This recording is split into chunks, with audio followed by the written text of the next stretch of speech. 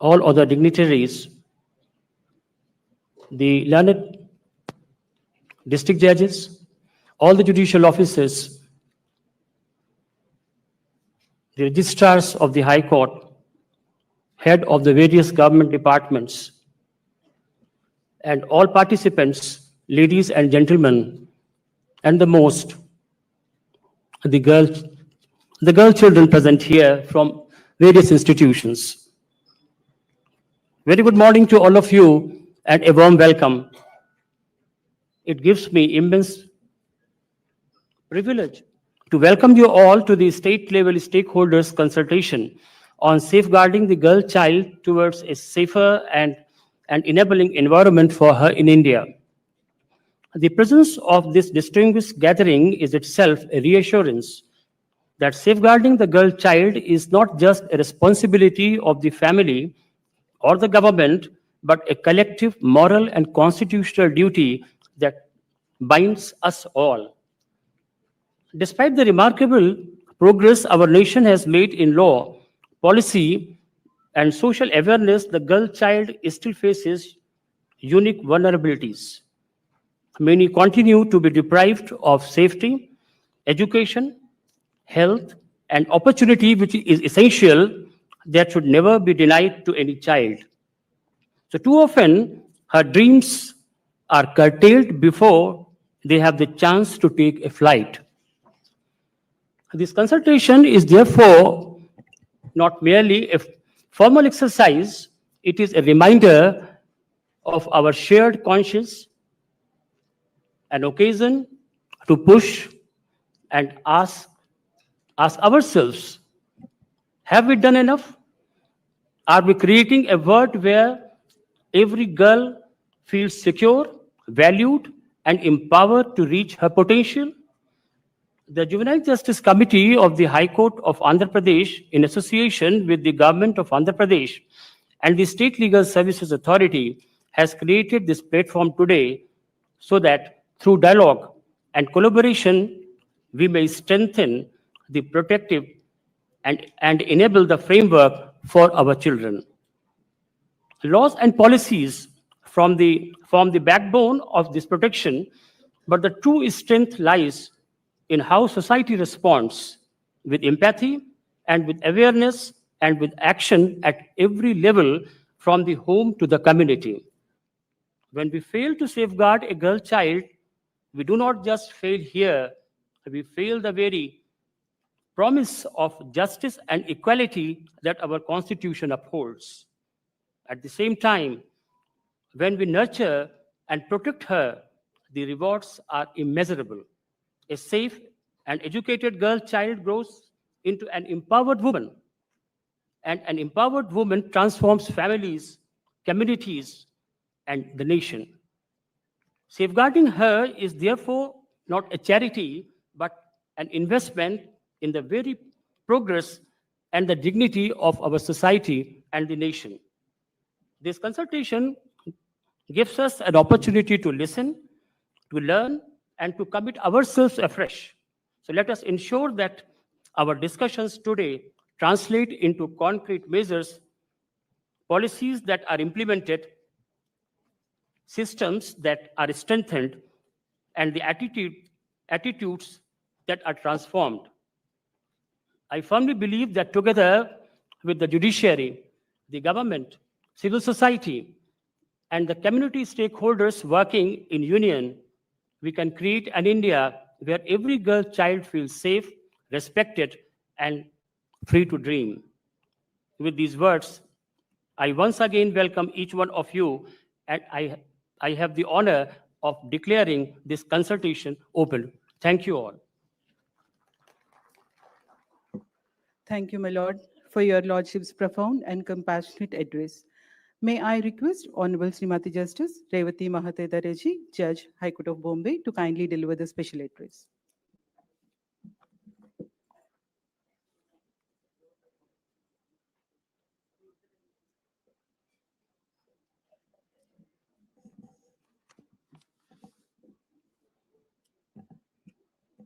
Chief Justice of the Andhra Pradesh High Court, Honorable Shri Dheeraj Singh Thakurji, Chairperson of the Juvenile Justice Committee, Justice Ravinath Tilari, Justice V. Sujata, Justice Chala Gunaranjan, members of the Juvenile Justice Committee,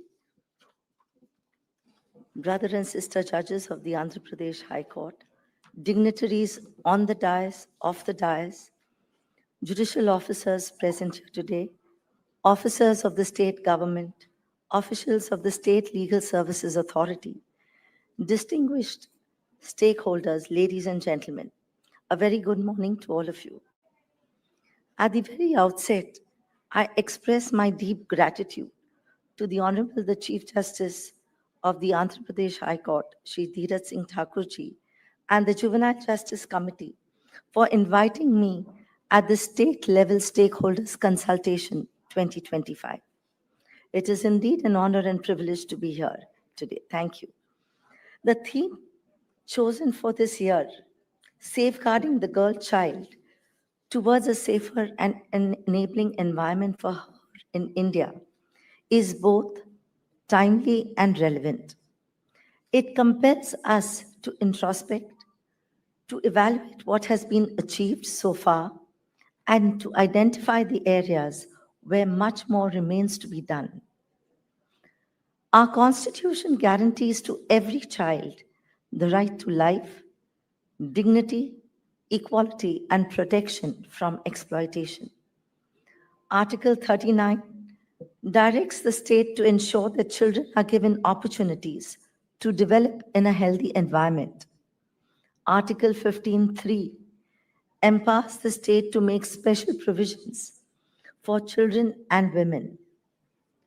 Constitutional guarantees and laws exist to protect the girl child. But the question is, have we in reality been able to provide a safe and enabling environment for a girl child? Mahatma Gandhi once said, the true measure of any society can be found in how it treats its most vulnerable members. This statement should guide our commitment to protecting the girl child. The future of a girl child depends on what we do for them in present, on what measures we take to safeguard the girl child in India, on how we can give the girl child a better future so that her dreams and aspirations can be fulfilled, on how we can provide a safer environment for a girl child to flourish without any fear of being exposed to violence of any kind, including sexual exploitation. There are several strategies that are there which can be employed to ensure protection of a girl child. I will just highlight a few. The first strategy is implementation of laws like the POCSO Act, the Prohibition of the Child Marriage Act, and all other acts enacted to protect girls. Effectively, with specialized training for police officers and judicial officers. We all know that under the POCSO Act, how child is protected, her identity is protected, how her statement is to be recorded in at her residence, how the police officer is not to be in uniform and to be in civil clothes so that she doesn't feel intimidated, how her evidence is to be recorded. All these provisions are there in the POCSO Act. The question is how it is implemented effectively and with sensitivity by the officers concerned. The second strategy would be by providing education, skill development, and leadership opportunities to the girls to enable them to assert their rights and stand for themselves. In short, to empower girls through education. The third strategy would be to engage community leaders, parents, and local influences to help create a safer environment for girls to promote gender equality and respect, and to change patriarchal mindsets. To challenge existing biases requires the collective effort of one and all. One cannot forget that all that a girl child seeks is equal opportunities as their counterparts, that is, the boys. And therefore, you have even the Right to Education Act. All of you must have heard about Malala Yousafzai, a 17-year-old girl from Pakistan who was the youngest recipient of the Nobel Prize laureate. She advocated for the education of the girls and in the process was even shot by the Taliban. She wanted equal opportunities for the girls, and she said, all we are asking is for girls to have the same opportunities as boys to fulfill their dreams. It is also important that the stakeholders, particularly the government, invest in the basic infrastructure. When you say basic infrastructure, it would even mean providing street lighting to ward off any untoward incident, to provide clean public restrooms and safe public transportation to reduce the girls' vulnerability. Another strategy would be to foster partnerships between government agencies, NGOs, and private sector organizations to amplify the impact of a safe and enabling environment for a girl child. In order to take all these strategies forward, the role of the stakeholders is immense. One, that it is imperative that the government policies relating to girl child are effectively implemented. For this, resource allocation is extremely important. It is also imperative and essential that all the stakeholders, particularly the law enforcement agencies and judicial officers, are given specialized training and they are sensitized towards the issues relating to the girl child. As Nelson Mandela said, and I quote, a true character of a society is revealed on how it treats its children. In fact, the police are the first interface with the common man when a case comes to fore. So therefore, it is very important that they are sensitized and they need to know how to deal with these such issues. The third very important aspect is that the education department of the government should promote empowerment of the girl child through education and awareness. We all know that ignorance of law is no excuse, but the reality in life is that many children, especially boys, who are the perpetrators of sexual assault, are unaware of the law and the consequences of their actions. Even in cases of romantic relationships, the boys are unaware of the law. Hence, it is imperative that the education department, in coordination with stakeholders, introduces structured awareness programs in schools and colleges, both in rural and urban areas, to spread awareness of laws in this area. If students from the 9th and 10th standards and students from colleges are sensitized about the POCSO Act and its consequences, we can at least make some effort in reducing crimes before they occur. As it is said, prevention is better than cure. Today, what is deeply disturbing is that even small girls, in fact, even infants, are not spared from sexual assault. We must all collectively ask ourselves, what fuels this perversity? What systemic and societal measures should we take to prevent such assaults before they occur? I believe that for far too long, society has always told the girl child, don't go here late in the night, don't wear this, Beware of sexual assault. It's high time, I believe, that we start telling our boys what to do and what not to do. There has to be a paradigm shift from not only educating girls, but educating boys. What efforts must be taken to provide a safe environment for the girl child? Measures also need to be taken to ensure that a victim does that a girl child does not become a victim of sexual assault. Where a girl becomes a victim of sexual assault, rehabilitation must remain at the core of our approach. The POXO Act, while focusing on stringent punishment, also envisions the care, protection, and rehabilitation of survivors. Yet survivors continue to struggle for medical aid, for counseling, to get support persons, social integration, and above all, dignity.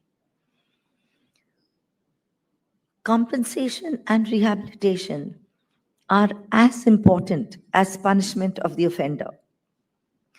We have seen, as judges of the High Court, maybe in Andhra Pradesh and in Bombay, that you get a lot of MTP cases for medical termination of pregnancy. The girls are hardly 14, 15 years of age. They want to study. They come for, it's sometimes too late to even give permission. They may be in the 9th standard, they may be in the 10th standard. What I have seen, that the girls who come want to pursue their education. The parents are struggling not to let the neighbors know because of the stigma that is attached. So we must take measures to ensure that such girls are given. In Maharashtra, we have the Manodhairya scheme, where we give compensation, even interim compensation, as soon as an FIR is registered. So I'm sure something Andhra Pradesh must be also having. So it's important that we ensure that even when we deal with such cases, at that stage, you must ensure that the schemes that are made available are given to the girls, to her parents, so that they are not left, the family is not left helpless. We must also ensure that through some NGO or a support person, that she continues her education. We must all ensure collectively rehabilitation and reintegration of survivors so that they can reclaim their lives with dignity. As long as there are tears in the eyes of survivors of sexual assault, our task is far from complete.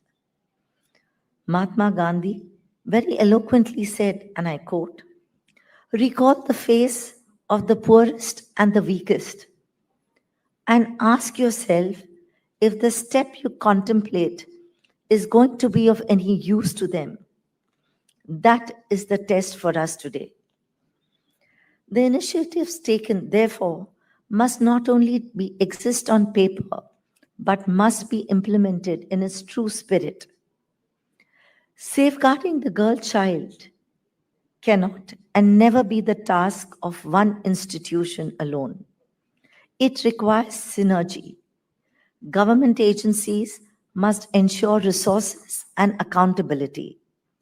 Law enforcement agencies must be trained to be sensitive and swift. Educational institutions must inculcate awareness and respect for gender equality. Communities and families must shed regressive norms and empower girls. And the Judiciary and Legal Services Authority must ensure time-bound justice, rehabilitation, and compensation. Each one of us is dependent on the other for the success of this mission. Each one of us must remember, safeguarding the girl child is not a choice. It is a constitutional, moral, and social obligation. Until every survivor is rehabilitated, until every child feels safe, until every tear is wiped away, our task is not done. We also cannot speak of progress if our girl child remains unsafe.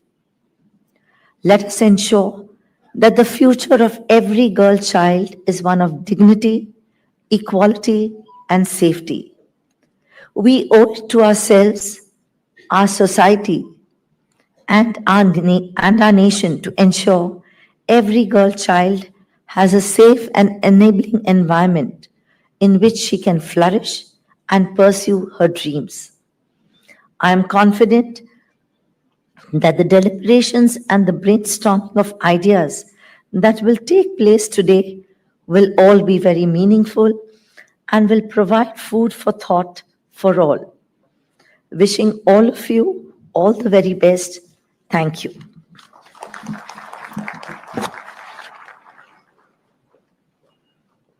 We are extremely privileged by your Lordship's kind address and valuable insights. Thank you.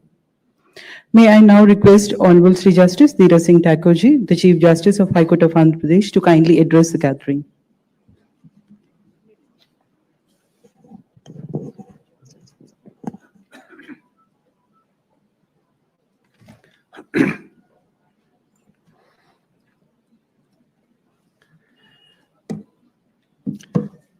Honorable Justice Revati Mohiti Dere, Justice Ravina Tillari ji, Justice V. Sujata, Justice Venkata Jyotirmayi Pratapa, Justice Kiranmai Mandava, Justice Chala Gunaranjan,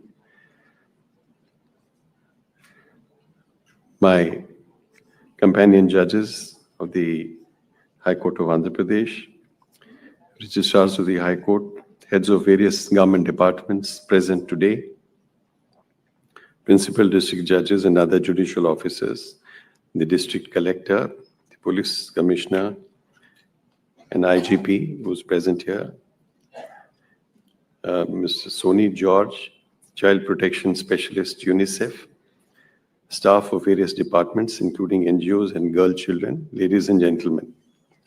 First of all, I must thank Justice Revati Dere who accepted our invitation to become to participate in these deliberations and in the inaugural session, despite the fact that she was under the weather and is on heavy antibiotics.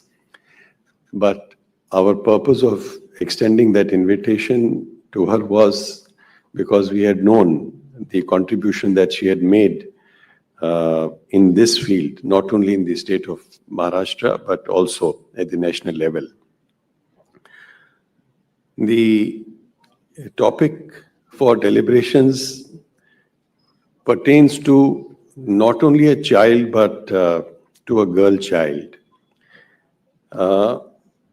If we go back into the history, we have seen how women have suffered, especially in this country, where initially there was this practice of sati, which got discontinued, got prohibited with the efforts of social reformers, Raja Ram Mohan Roy.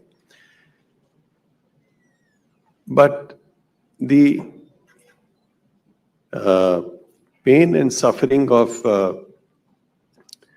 women over the years, although has reduced on account of spread of education, but it has not been totally eliminated.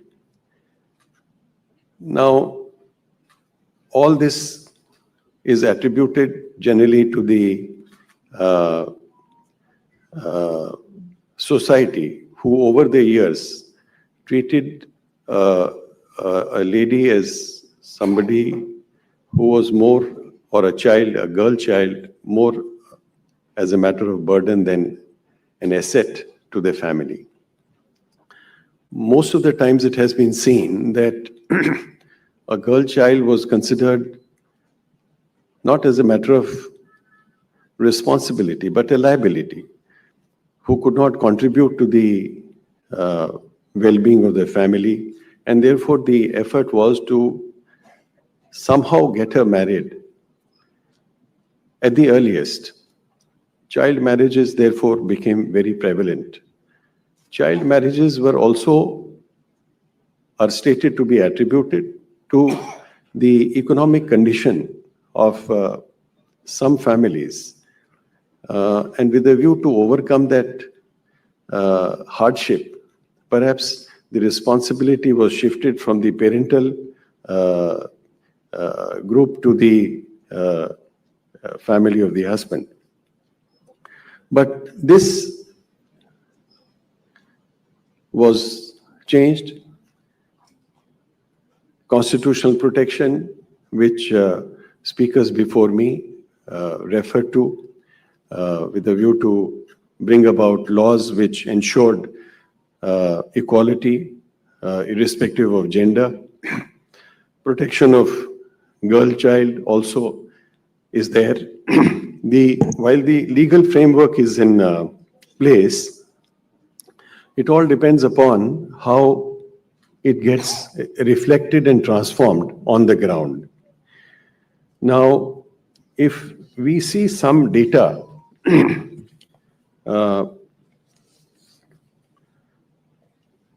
and especially with regard to children, the global data suggests that 90 million children alive today have experienced sexual violence, and more than 1 billion women and men were subjected to such violence in their childhood.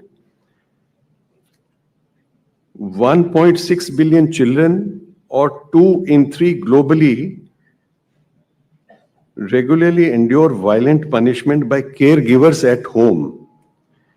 Among those children who experience violent discipline, more than 2/3 are subjected to both physical punishment and psychological aggression.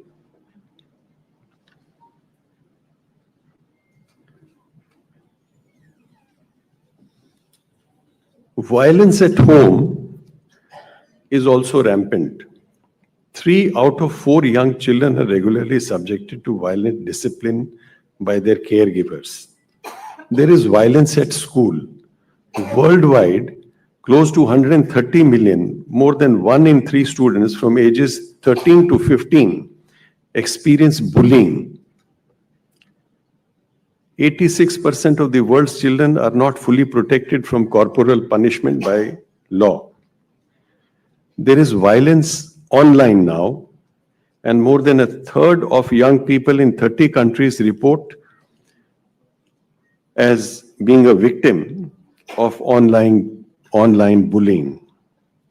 In 2020, more than 153,000 websites were reported as containing images of child sexual abuse, an increase of 16% from the year before. Sexual violence worldwide is rampant, and approximately 15 million adolescent girls between the ages of 15 to 19 experienced forced sexual intercourse or other forced sexual acts in their lifetime. Children with disabilities are almost 4 times more likely to experience violence than non-disabled children. Another thing which we saw, and I pointed it out in the last meet that we had last year, was that those children who were sexually assaulted, 90% of them, according to the National Crime Bureau's report, were assaulted by those who were known to the family. This is something very alarming. So it is not a person who is walking on the road who comes and who enters a house. So young children who don't know what is right, what is wrong, incapable of understanding, are assaulted and exploited by those who are known to the family. They may be a close relation, they may be a servant in the house.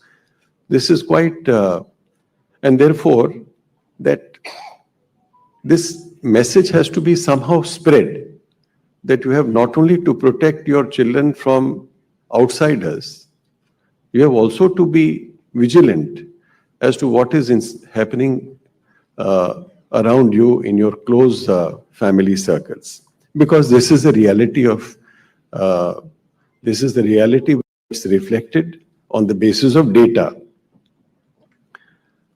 Violence in schools is so rampant.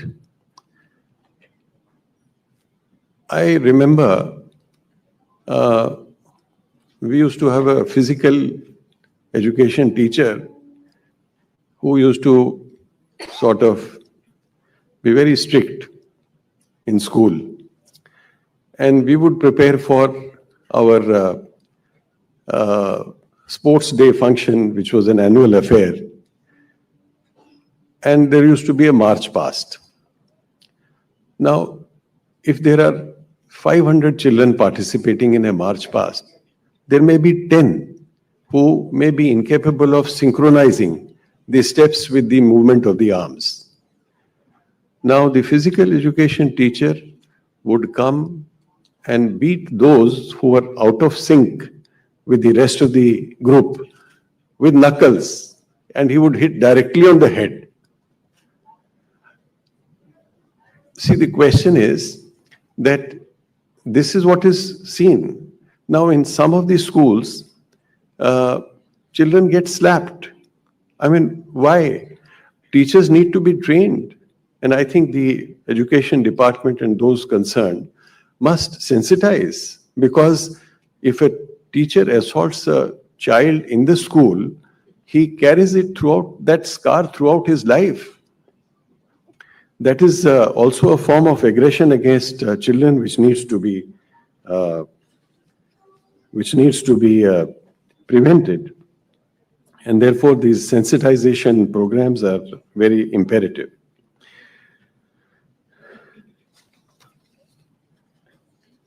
Another very important facet which was highlighted by Justice Revati was with regard to sensitizing the children, especially boys in classes 9 and 10, about the serious effects of the provisions of the POXO Act. This is very important because most of our children in their genuine liking during that adolescent period may fall into that those rigorous provisions of the POXO Act, which may spoil and scar their life forever. Therefore, this type of a program to inform them as to what are the serious consequences must be taken up very urgently.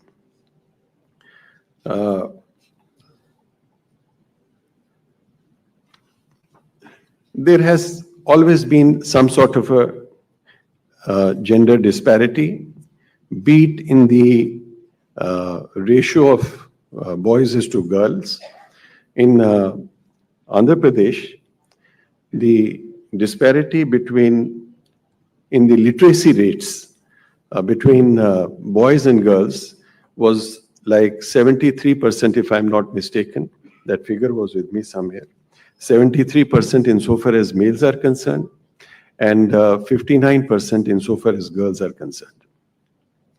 But while these are facts and figures, there are also winds of change blowing across the world, and India is no exception, and our state is not an exception either. I would like to share with you the statistics insofar as the judicial officers in our state are concerned. So it goes like this, that in the year 2021, there were recruited 10 males as civil judges junior division and 11 females. So percentage of women judges was 52%. In 2023, the percentage of male judges was 7 and female judges was 13. So 65% were lady judges recruited and the rest were male judges. In 24, this goes up. Male judges 5 and female judges 13. So percentage of women was 72% in 24. Then in 25, it went up to 73% because 3 got appointed as civil judges junior division and 8 got appointed as were female judges. So 73%. So progressively, there has been an increase in the percentage of lady judges. Now, how could this be possible? This could only be possible because of various schemes that are in place, various sensitization programs that are in place, the effort of the government, the effort of the literate parents who have understood that a girl child is not a liability, she is an asset. She may be a responsibility. You may have the responsibility to get her married, but she is not a liability. Please, generally you hear people when they talk, they say, I have a liability. So what is your liability? I have 2 daughters to get married at home. So that mindset has to change. And I have seen that if you have a girl child, she is capable of serving her parents more than a female child, than a male child. Like pardon me for this, they say that a girl child is for life and a male child is only till he gets a wife. So that mindset needs to be changed.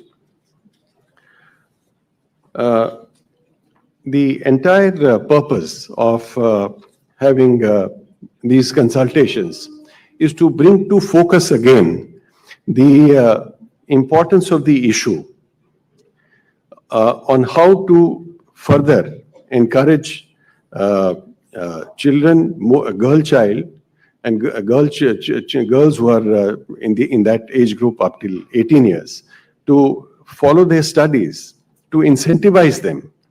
There are incentives, there are schemes which are in place, and some of the schemes will be highlighted during the course of the consultations. But they need to be highlighted further. We need to take proactive steps, in fact, to ensure that wherever there is any propensity or there is a possibility of a girl child suffering in the school or in the home, at home, by neighbors, by anybody who is following her under the POCSO Act, there is a provision that if there is sexual harassment, a girl child needs to be protected. Now the question is that for getting that protection, there has to be a means. And the means provided is by way of a helpline number. Day before yesterday, while we were having some preliminary discussion as to what was the conferences, what was the consultation about, me and officers from the Juvenile Justice Committee and also the Legal Services Authority, we said, let us test how does the helpline number react and respond. So we called up that number 1981, or what was that number? 1098. And what was the name of the officer? Huh? No. Name of the officer. The name of the officer, Nagini. The name of the officer who responded on the phone was one Miss Ragini, who appeared to be very confident. I was very happy because we had kept the phone on loudspeaker. She was very proactive, she was very active, she was very responsive, and we were happy that yes, and the phone did not ring for more than 5 seconds before it got picked up by the concerned person at the help desk. Unlike a phone on a toll-free number, if you call a bank, it keeps ringing and says that you are on hold and therefore you will have to wait. Unlike that, I must congratulate the Secretary of the Department, Women and Child Development Department. Perhaps that is a helpline number with, yes, very good. You have done extremely well, and we expect further, from you. And because you are the actual department which has to give shape to how best to implement on ground all these schemes. So we asked Miss Nagini, you tell us how many calls have you received approximately till now? And she said that she has received something like 8,000 calls on this number from various quarters. Now, we asked her what were the nature of SOS messages that you received. So she said that sometimes the children themselves call, sometimes friends of children call.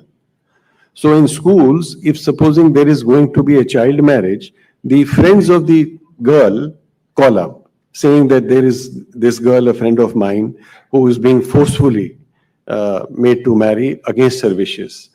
So this is how the information trickles into the concerned, authorities.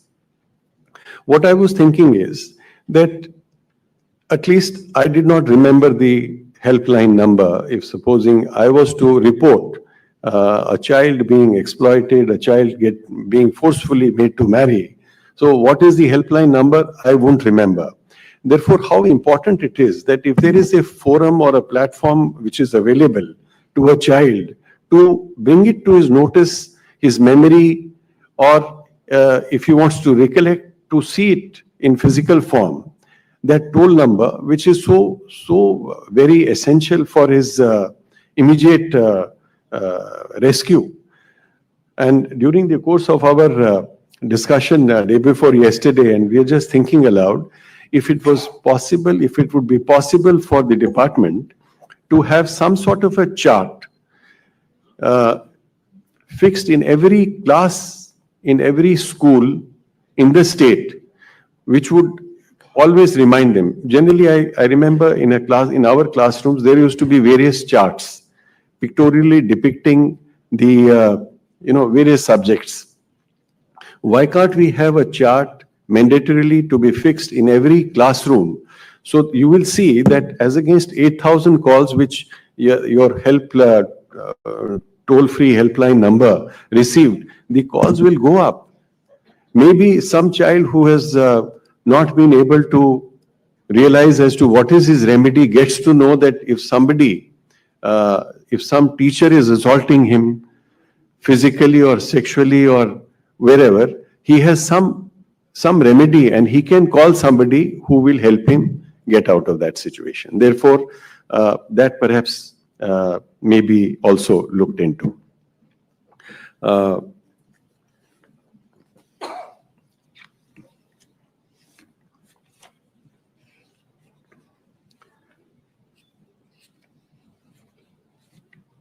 I need not go through my speech because most of it has already been taken care of by my colleagues, honorable judges on the dais, and very minutely by Justice Revati.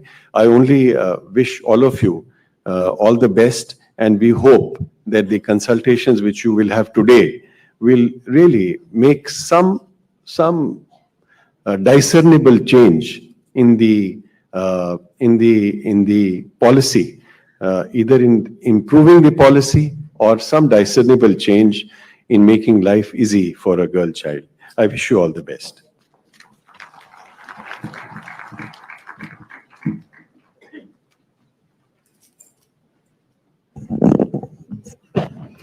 Thank you, my Lord, for the vision that has been a guiding light for strengthening the rule of law, and deep concern for the welfare of the child reflects the compassionate side of my Lord.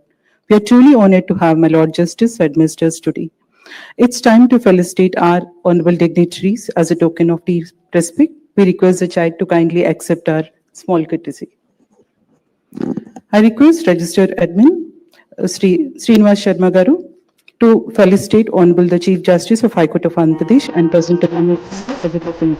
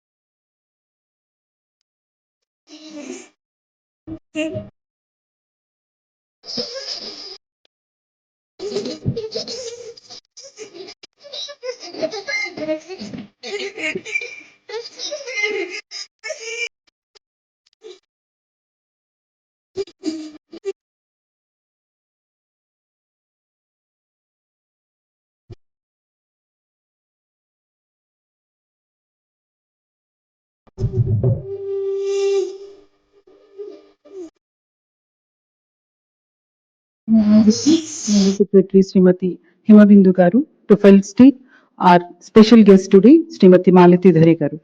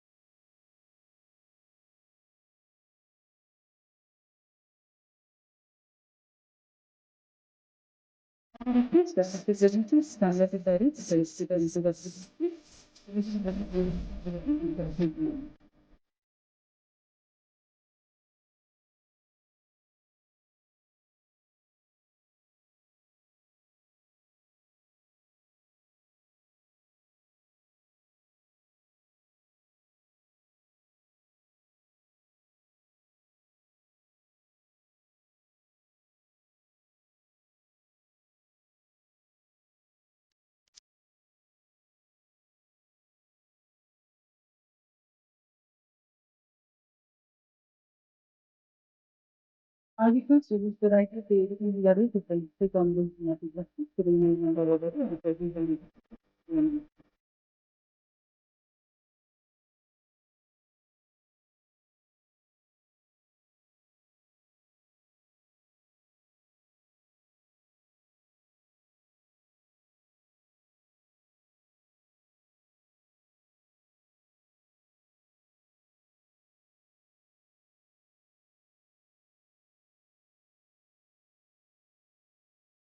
I request Rajasthan Gari to say it and this is it. Say it.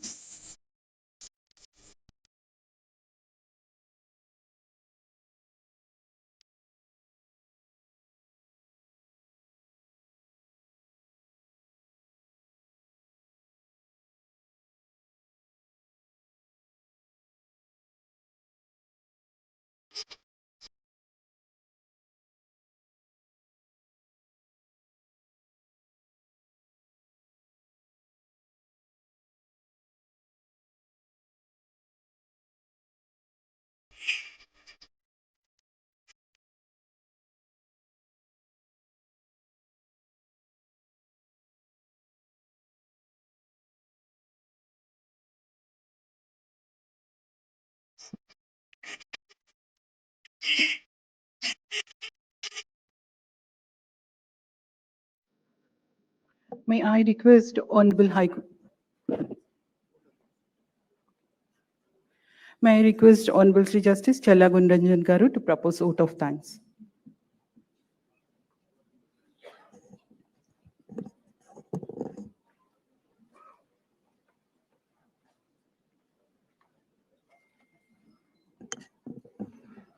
Today's Chief Guest, Honorable Chief Justice Sri Dheeraj Singh Thakurji.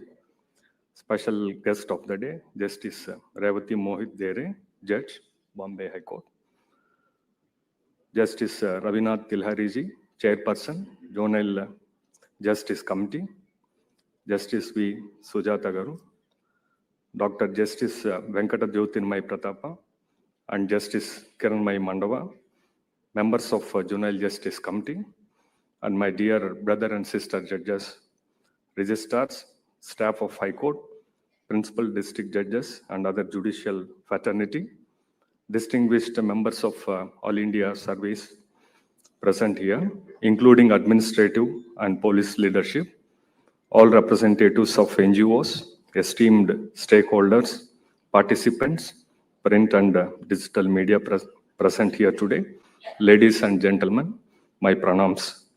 It is both my privilege and pleasant duty to propose this vote of thanks at the inaugural session of state-level stakeholders consultation on safeguarding the girl child towards a safer and enabling environment for her in India.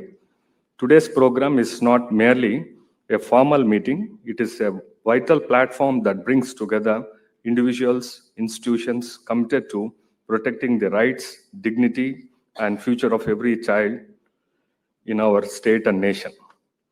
First and foremost, I convey my deep sense of gratitude to our Chief Guest, Honorable Sri Justice Dheeraj Singh Thakurji, for accepting the invitation and joining us today, sir. Sir, your inspiring words have set the tone for the deliberations ahead. You reminded us of the importance of strengthening child protection system and ensuring that policing is both effective and sensitive to the unique needs of girls. We are grateful for the insights on preventive measures and creating opportunities for girls to thrive, whether through education, healthcare, or community support.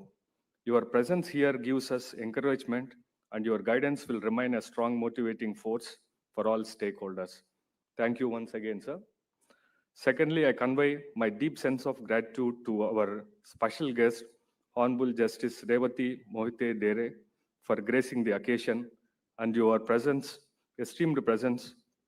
Your insightful address and inspiring words have added immense value to this event. We are truly grateful for the time and thought you shared with us today. Your presence has not only encouraged us, but also set a positive tone for the rest of the program. I also convey my deep sense of gratitude to Justice Ravinath Tilhariji, Justice V. Sujata, Justice Venkata Jyotirmai Pratapa, and Justice Kiranmai Mandava, Chairperson and members of Juvenile Justice Committee, who have been instrumental and driving force in convening today's program. We look forward for your valuable views and suggestions on the crucial aspects in sessions to follow. I also thank and acknowledge registrars, staff of High Court, officers of Government Department for Women and Child Welfare, and AP State Legal Services Authority, who have taken the initiative to convene this consultation at the state level. It is only through such deliberations that we can strengthen the framework of laws, policies, and community action to ensure justice, dignity, and equal opportunities for every girl child. A special word of appreciation goes to the speakers from various departments of state government, district judiciary, state and district level services authority, members of juvenile justice committees, representatives from UNICEF, child welfare committees, and NGOs who have joined us today. The exchange of ideas and experiences we anticipate in the sessions ahead will certainly enrich our understanding and shape practical strategies for safeguarding the rights and dignity of every girl child. I also acknowledge each and every participant. Your collective presence reflects a shared commitment towards safeguarding the rights and future of our daughters. To the media fraternity, I extend thanks for lending voice and visibility to this cause, ensuring that message of protection, empowerment, and equality reaches the wider public. Finally, to all participants, delegates, and young voices present here, I express heartfelt gratitude for your enthusiasm and concern. The protection of the girl child is not merely a statutory mandate, it is a moral responsibility that defines the conscience of our society. Let us carry forward today's deliberations into concrete action. If we succeed in safeguarding every girl child, we are in fact safeguarding the future of our nation.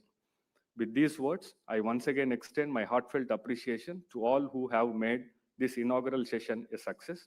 Let us continue our deliberations with the shared vision of building a state and a nation where every girl child is nurtured, protected, loved, and empowered. Thank you.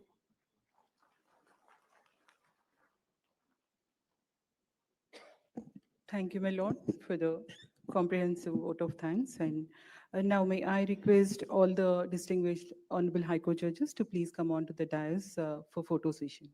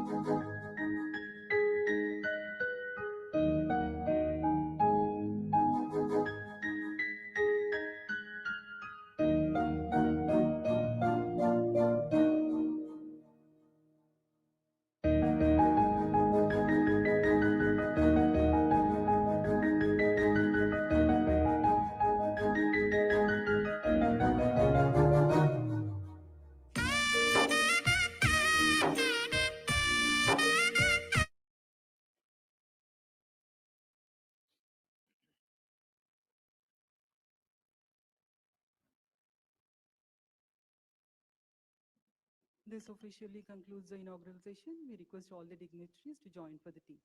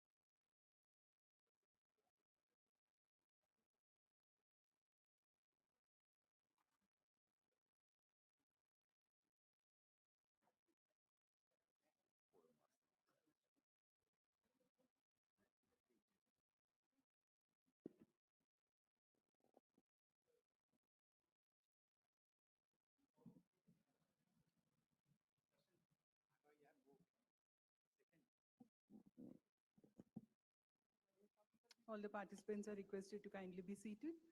Snacks will be served here.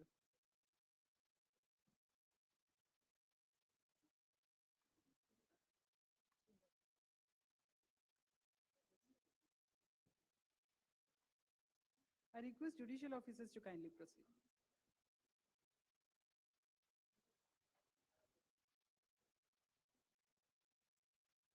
I request the judicial officers to kindly proceed for the tea and come back in 10 minutes. In all others, please kindly be seated. Refreshments will be provided here. Thank you.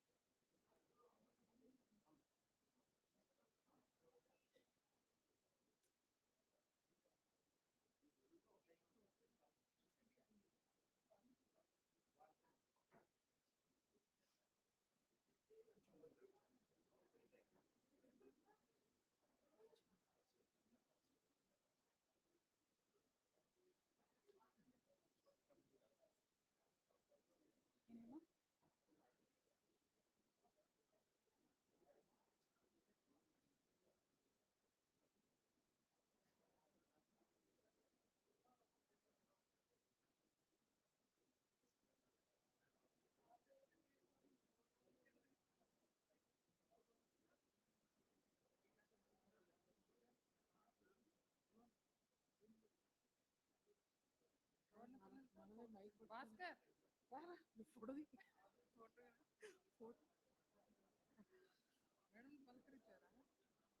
అయ్యో forcefully పలకరించారు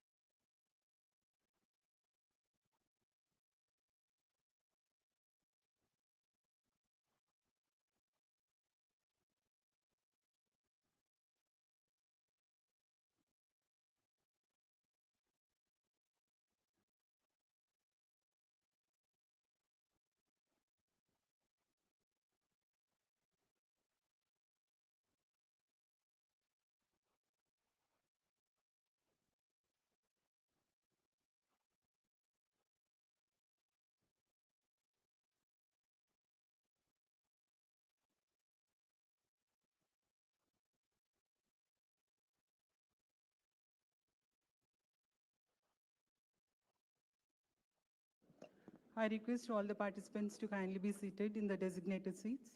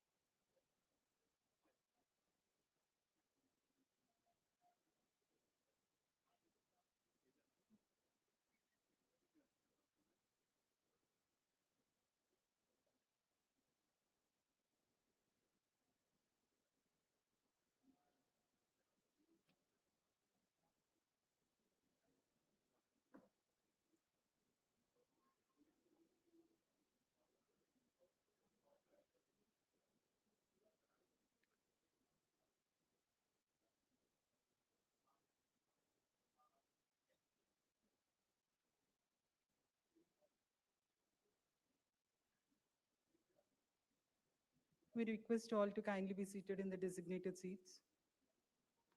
And also we request in the technical sessions 1 to 3, please either switch off your mobile phones or to keep it in a silent mode.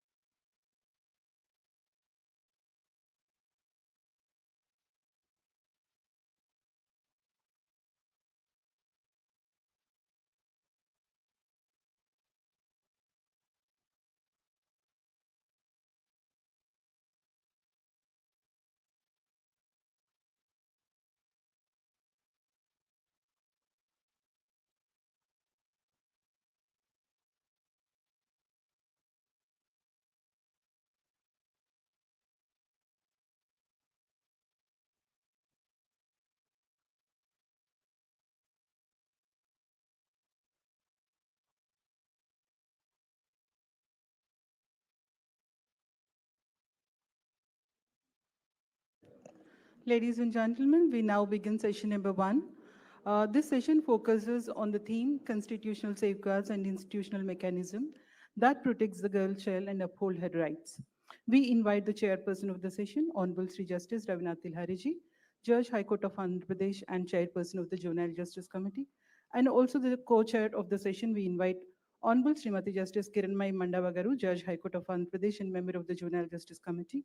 We also invite BSV Himabindu Garu, Member Secretary AP State Legal Service Authority. We also invite the distinguished representatives from the government of Andhra Pradesh who have been instrumental in organizing this consultancy. Srimati A. Suri Kumari Garu, Secretary, Women Development and Child Welfare. Venugopal Reddy Garu, Director, Women Development and Child Welfare Department. Sri M.M. Naik, Secretary, Social Welfare Department.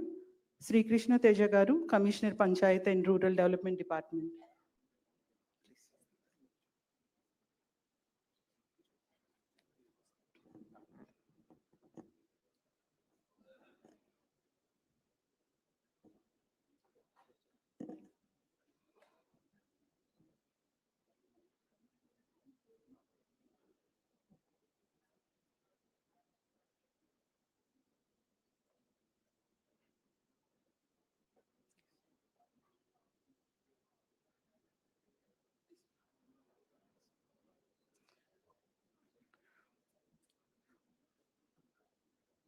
Honorable judges, ladies and gentlemen, to open this session, it's my privilege to invite Honorable Sri Justice Ravinath Tilhari Garu, Judge, High Court of Andhra Pradesh, and the chairperson of this session to address the gathering.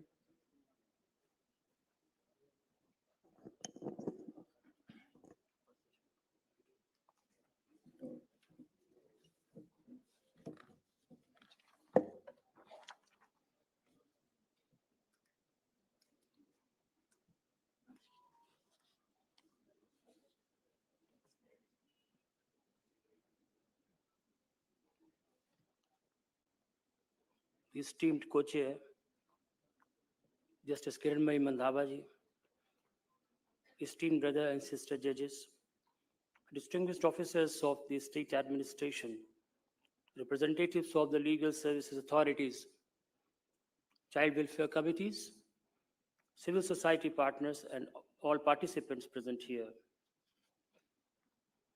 It is my privilege to open this important session on the constitutional framework and mechanisms for the safety and protection of the girl child. The testament of our Constitution is, above all, the testament of human dignity. Our framers, conscious of India's long history of social discrimination and structural disadvantages, placed special emphasis on equality and the protection of the vulnerable. So among them, the girl child has always required a care not only for her protection, but equally for her empowerment. At the very core, the preamble speaks of justice, social, economic, and political, and of equality of status and opportunity. Article 14 guarantees equality before law. Article 15, Clause 3 empowers the state to make special provisions for women and children.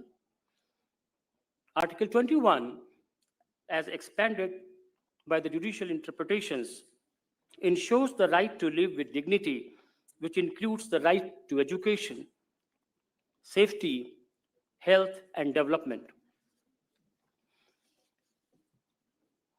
The directive principles, particularly Article 39E and F, they mandate the state to ensure that the children are not abused and that childhood is protected against exploitation.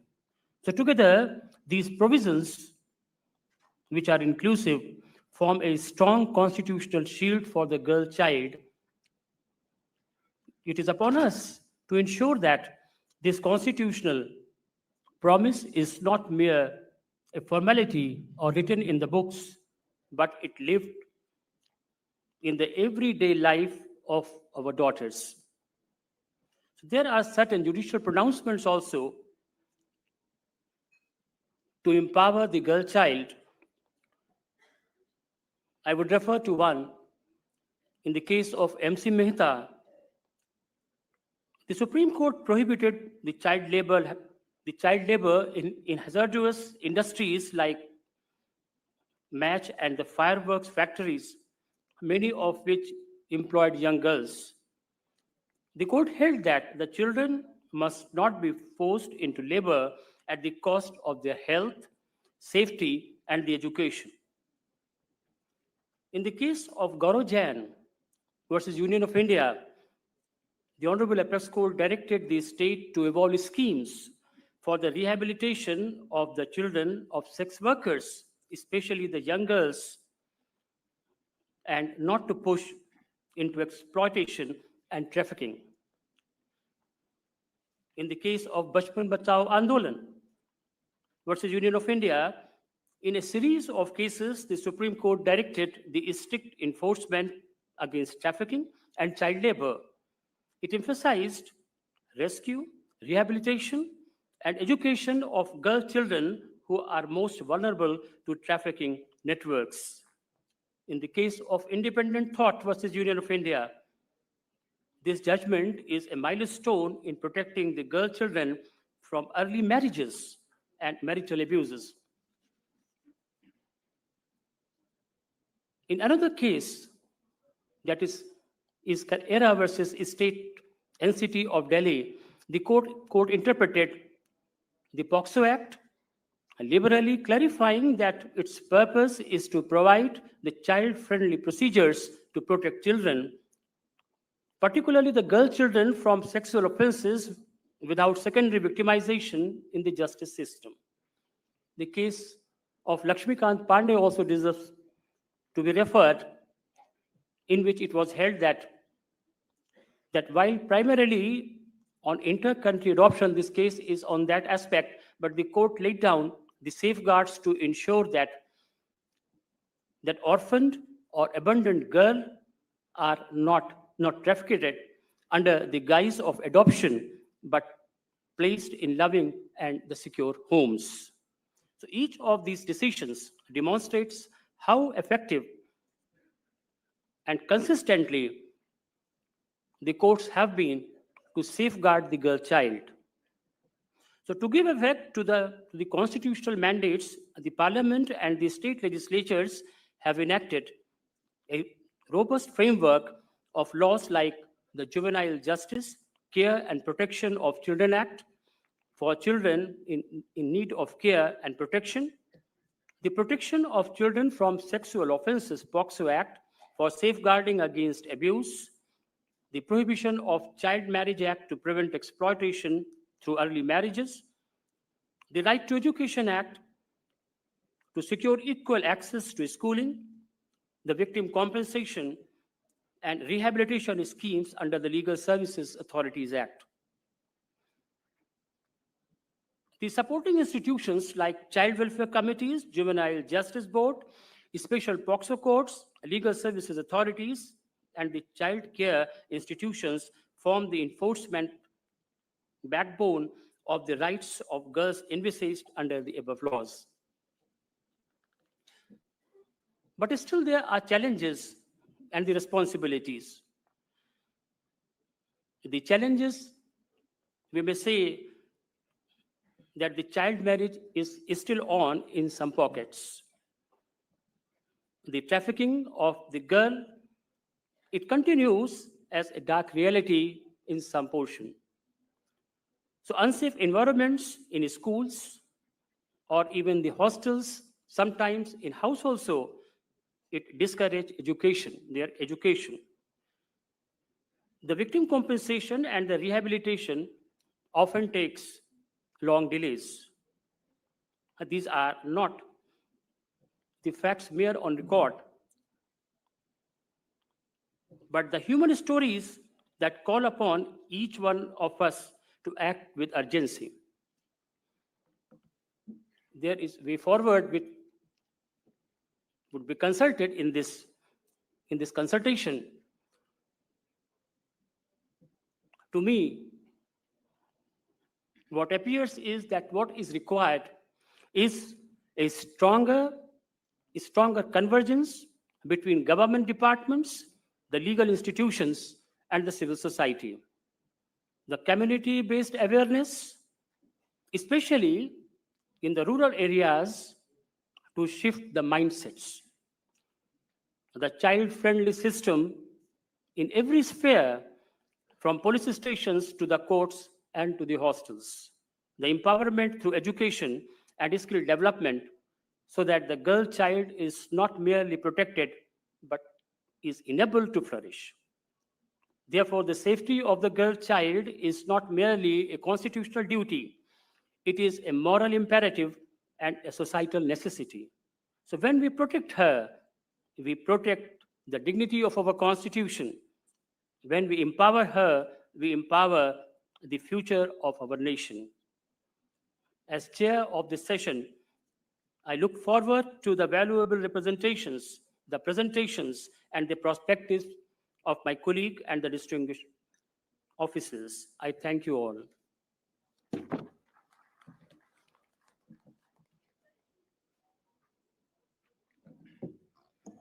Thank you, my lord, for addressing on various laws for protecting the girl child. A constitutional perspective, this address sets the tone by highlighting the constitutional vision, the legal safeguards, and the duty of the state and society in ensuring safety, dignity, and equal rights for every girl child. Ladies and gentlemen, we now move to the next presentation. It's my pleasure to invite Srimati B.S.V. Himavendu Garu, Member Secretary, AP State Legal Service Authority.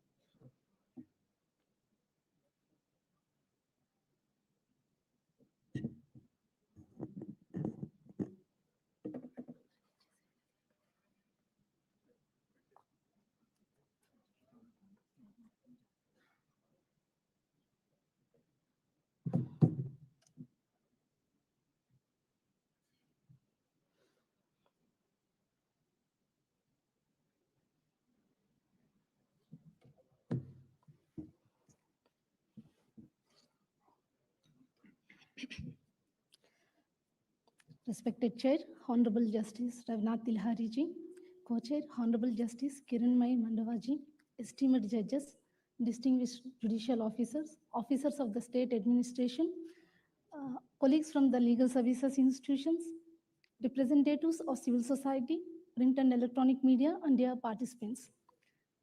It is my privilege to share the perspective of Legal Services Authority in ensuring the safety and protection of the girl child today.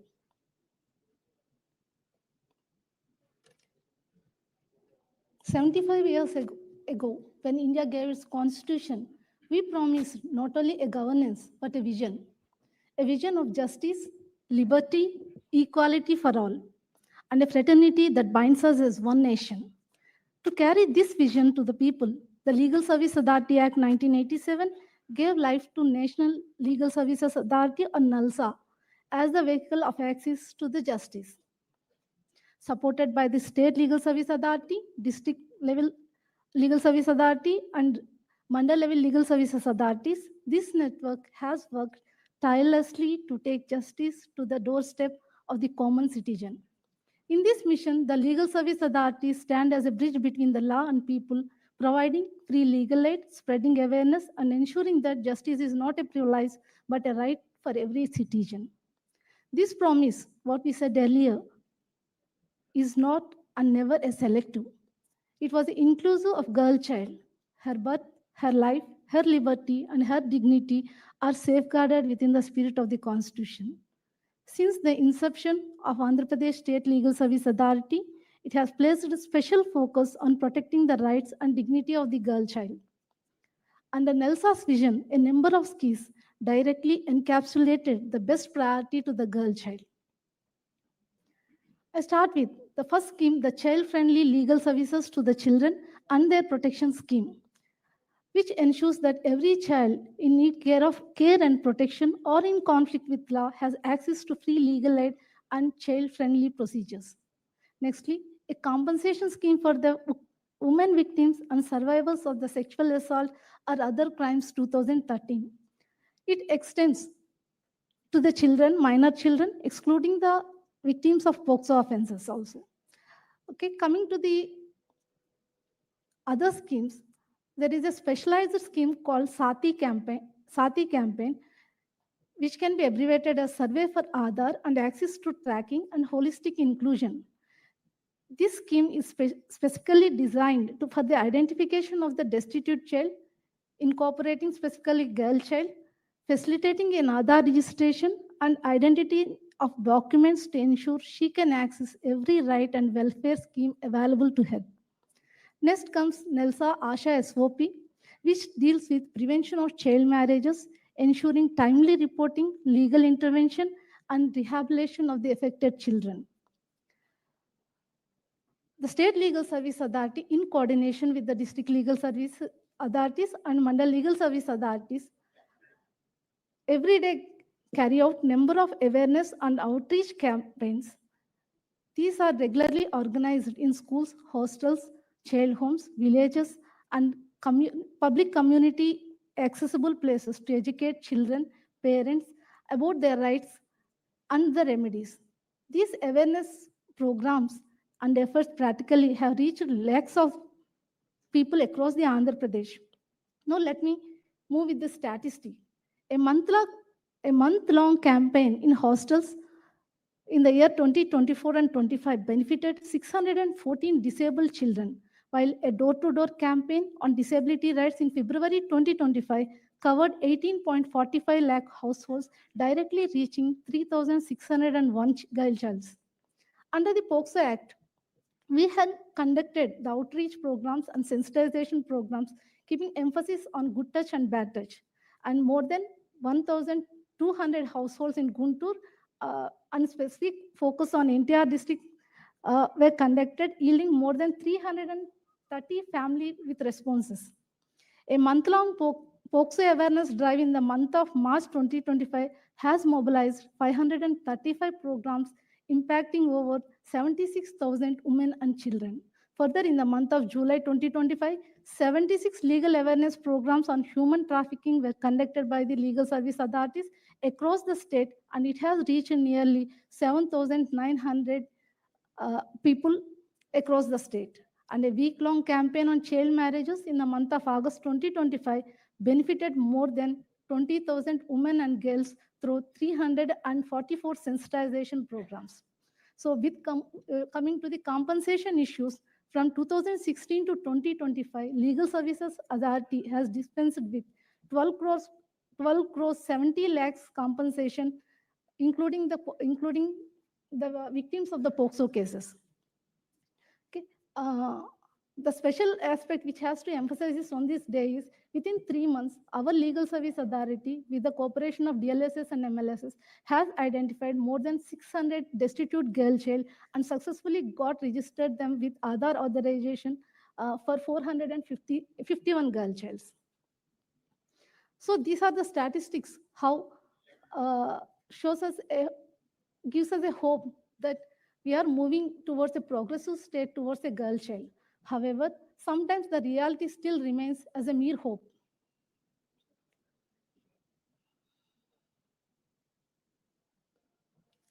When we look into the statistics on the other side of the coin, in India today, the girl to boy child ratio is 917, and the literacy rate is always 10% less than the literacy rate in boys when compared to the girls.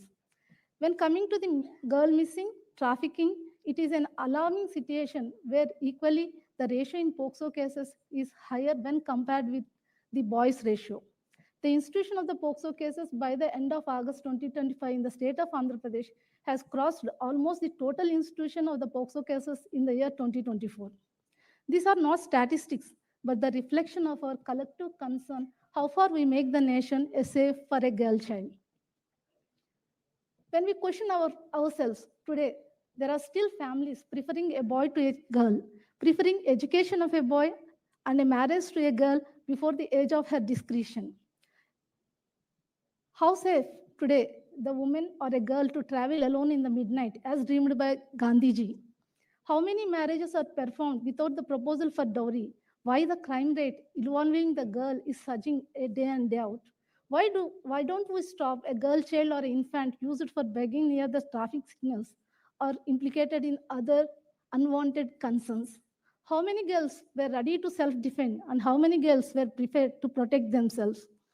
And how many girls were acknowledged or trained with their female health concerns and hygiene? Why the girl child is prone to missing, lost, and trafficking? How many girls were prepared to self-defend them and protect themselves? The fact is that from the offenses committed to the lost opportunity to live, today the girl child was prone to unwarranted discrimination everywhere and every day. Our schemes and our activities, either it may be the legal service or the authorities or designed by the state and central government, together focuses barely on the protection of a girl child and seldom on the prevention. Our institutional focus on awareness is mainly concentrated on the strata of the society where the perpetrator is past or already hosted in. We are on receiving the information on the helpline or the child lines. We create a system to support a survivor of the crime or the rehabilitation and the integration. We barely rescue or practically failed in prevention of the crimes against the children. That what the statistics today shows. So I emphasize that the shift in paradigm that is stopping the victimization of the girl child is the need of the hour. And how do we do it? So on this task, in this deliberation, let me propose as a responsibility of the legal service authority, we have already extending awareness campaign to all the children. So we have specially designed a curriculum incorporating what are the safety measures, what are the legal rights, and what are the basic knowledge which a girl child should know to protect herself and defend herself. And we are, with the collaboration of the law colleges as well as the district and MLSs, we determined to constitute legal aid clinics and legal aid clubs in each and every school, irrespective whether it is a public, government, or a private school. But however, our efforts cannot be reach each and every child who is in need of awareness. So I request the government. So just one point. Is that a girl or a boy studying algebra or Holmes law throughout her schooling can't endow a 1 hour in 1 month for studying the basic rights or the legal rights which he has need to know? So I request the government, as we took the determination to bring the legal awareness in the children from the age 0 to 18 years, the government may reconsider this initiative that a basic legal education would be the part and parcel of the curriculum in the schooling as well as the intermediate college syllabus. So I conclude that today we are by taking the initiatives either from the legal service institute to communities or the government, we are not only the protecting the girl child, but we are nurturing a woman who will resemble the next generation as well as the community tomorrow. Thank you.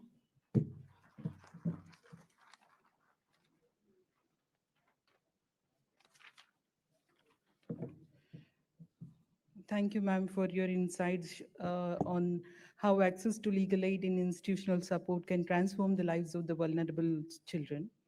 Now, the next segment, we now proceed. Before proceeding to the next segment, I request all the speakers to kindly adhere to the time.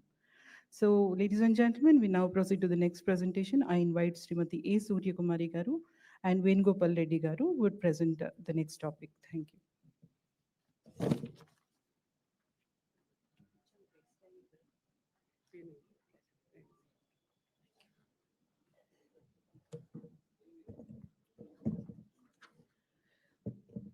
Good morning, everybody.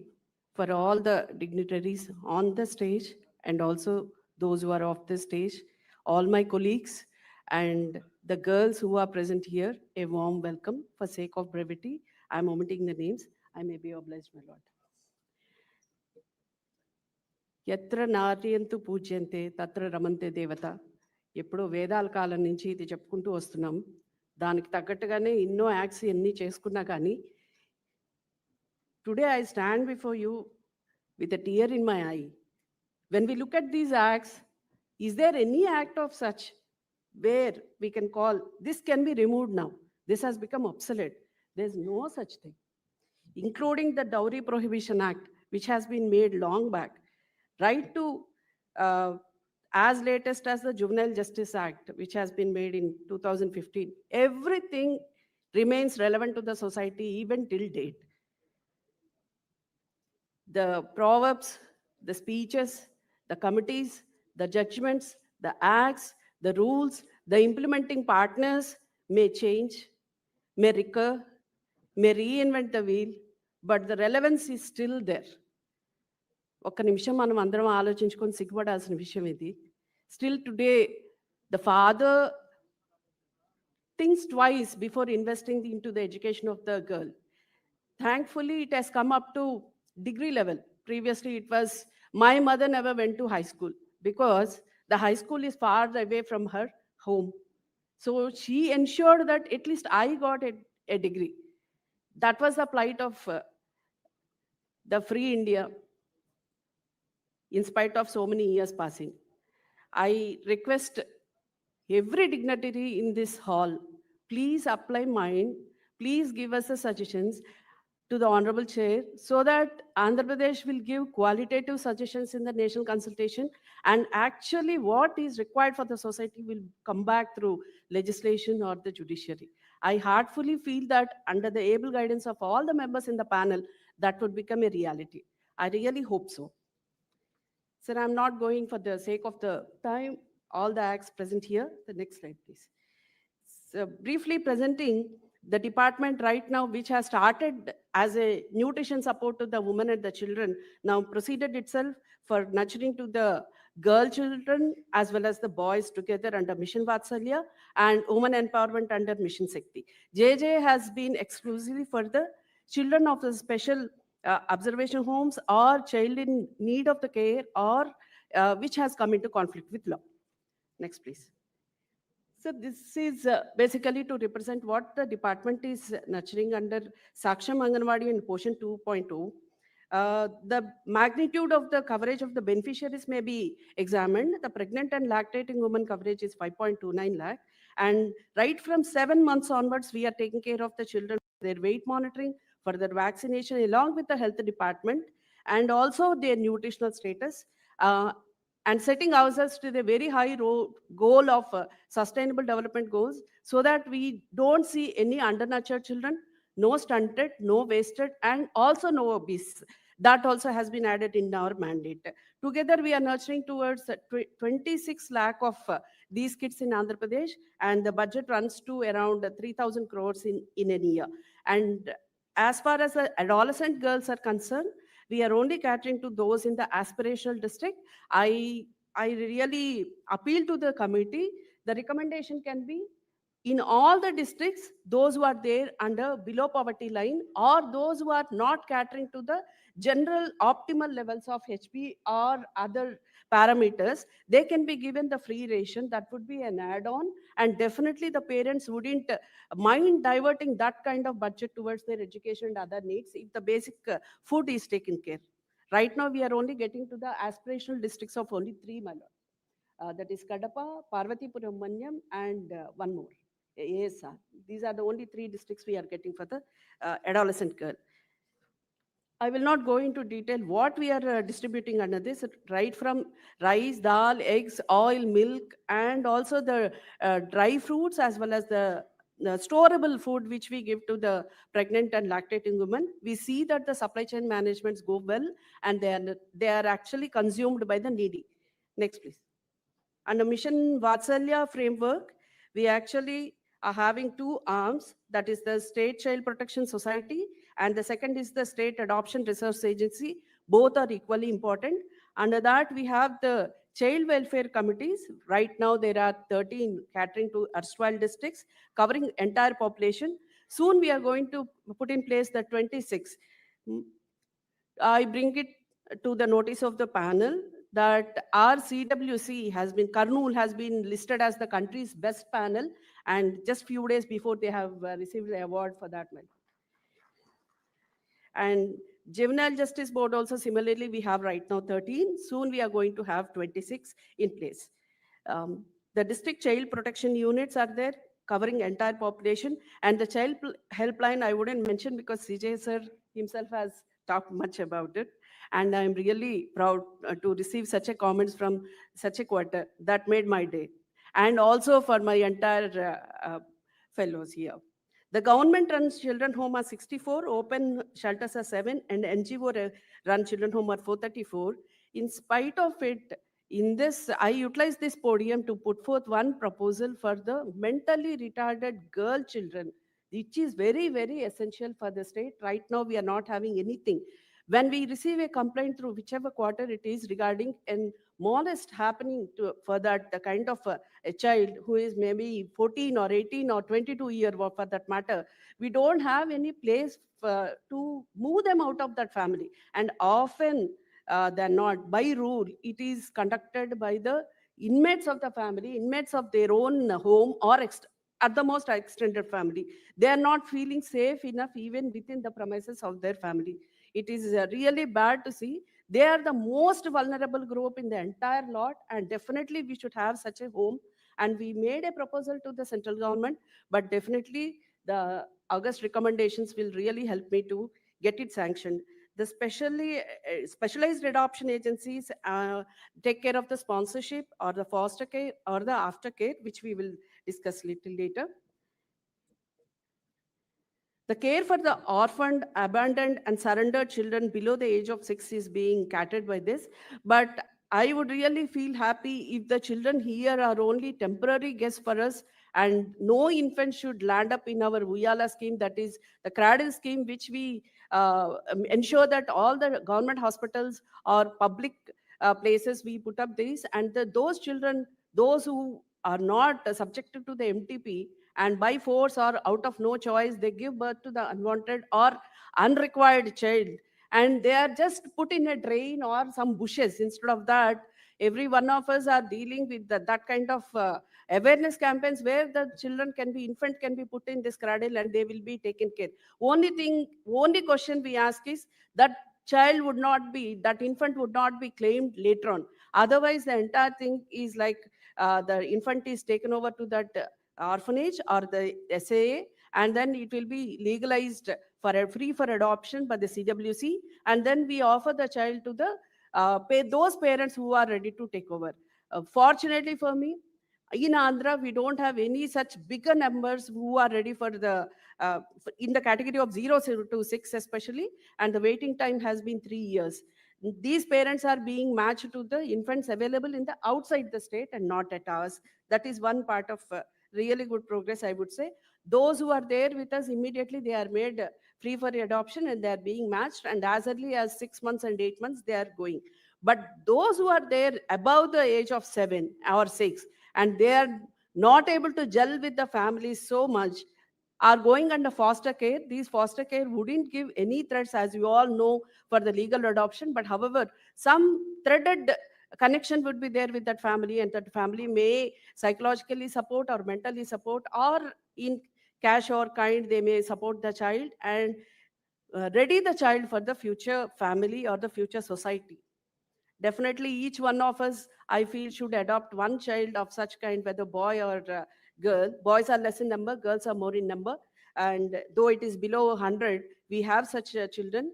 If one of us can adopt such girl for the foster care, the participation in this meeting would come out really tangible result would be seen for the society too.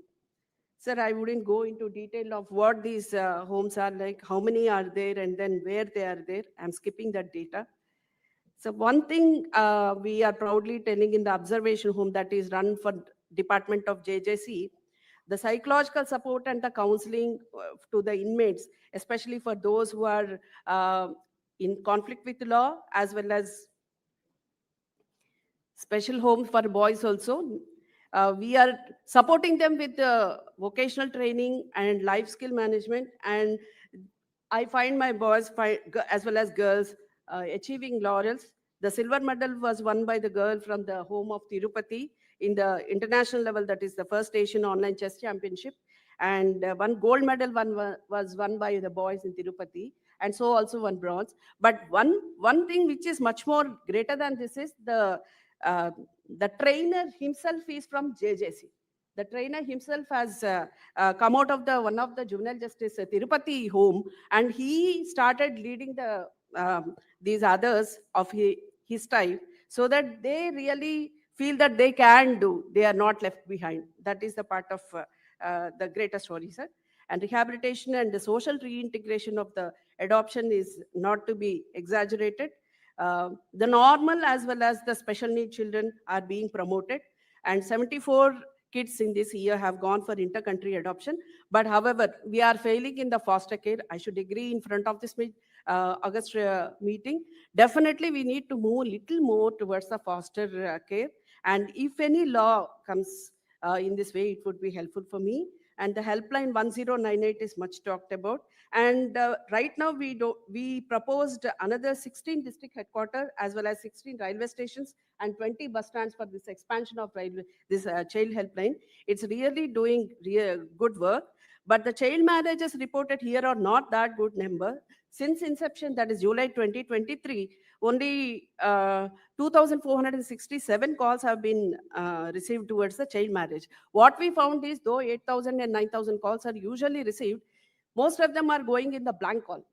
The child calls, but then is not expressive enough to tell its problem totally. So now the NIC has helped us in tracing that call from where that particular call has come, and we are rushing there.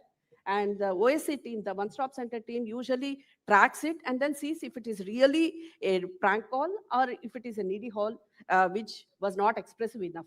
That is one more step we have taken ahead, my lord. Interdepartmental convergence, as a chairperson himself has commented, which is more than true, the forging or the convergence between the department which are working in the silos have to be improved more than 90%, I would say. Though we are struggling in silos, each of ourselves, but then the forging has started. And then, though it is a long way to go, under your guidance, I'm sure that we would be going ahead, my lord. Next slide, please. But this is a fact that we are faring sixth worst state in India when we compare, and ours is the only state which is not doing well in terms of child marriages. Still, the average age is below 20, and the girl child is not reaching the level of even graduation. When my colleague from education presents, he will talk much about it. The girls who are completing the 10th are not being continued for +1, +2, and those who have completed +1, +2 are not even 50% are going towards the higher education. Though there are remarkable achievers, but still the numbers who are reaching that level is far behind. One success story I would like to share before you, my lord. One of the girls under our awareness campaign, though it is long before 2022, she has reported to the collector that she doesn't want to marry, and that particular girl has been placed in the KGBV in Kurnool district, and she has succeeded in topmost, that is first rank in 10th, securing 537 marks, which is laudable, more than laudable. The CWCs we talked about, my lord. The number of cases has increased sizably, that is 12,517 they have received in the last 1 year, and equally good amount were disposed. But much more training under the guidance of Judicial Academy we are planning for the next year once the remaining JJB and CWCs are in place. And with the convergence of both the departments, I hope the qualitative judgments would come and the speed of the CWCs also will increase.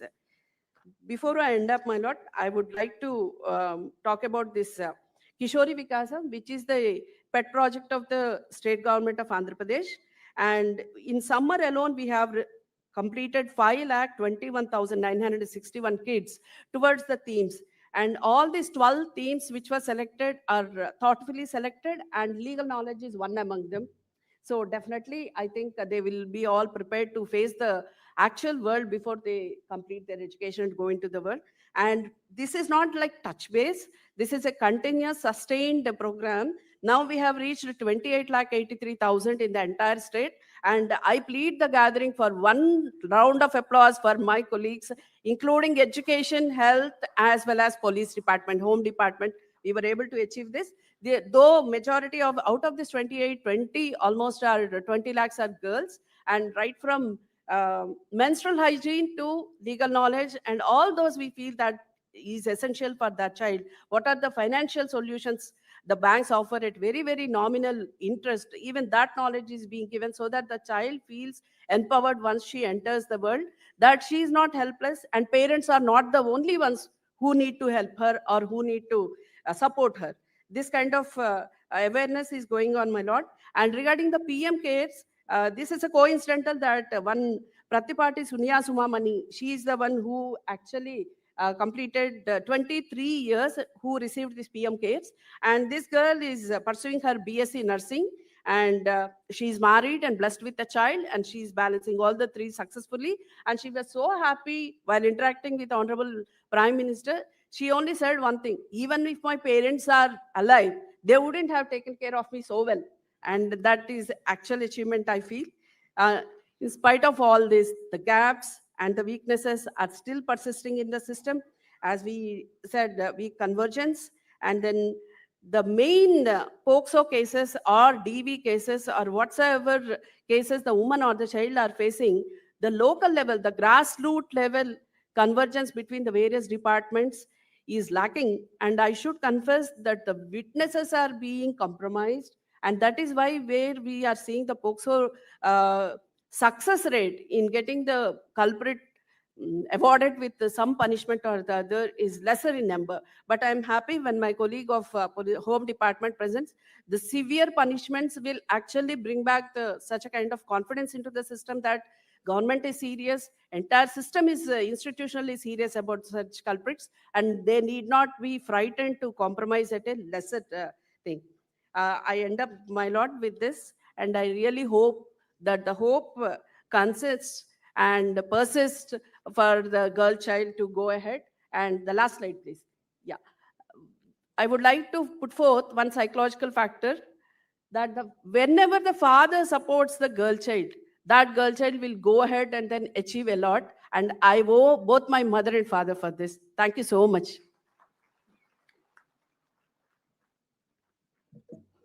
Thank you, ma'am, for highlighting how institutional care and welfare mechanisms serve as a backbone for protecting children and ensuring their rehabilitation. And once again, I repeat all the speakers to kindly adhere to the time of 8 minutes, because there are 13 speakers to speak about on their particular field. Thank you.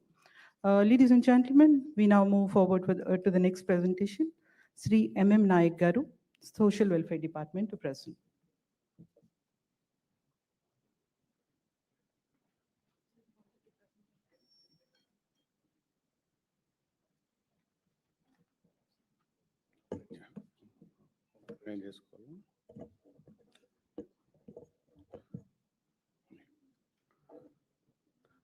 Respected Chairman of the JGC, Sri N18L sir, and a respected member on the dais, Kiranmayi Mandava madam, and my colleague officers on the dais, and respected judges of the dais, and the judicial officers, registrars, and the participants, civic society members.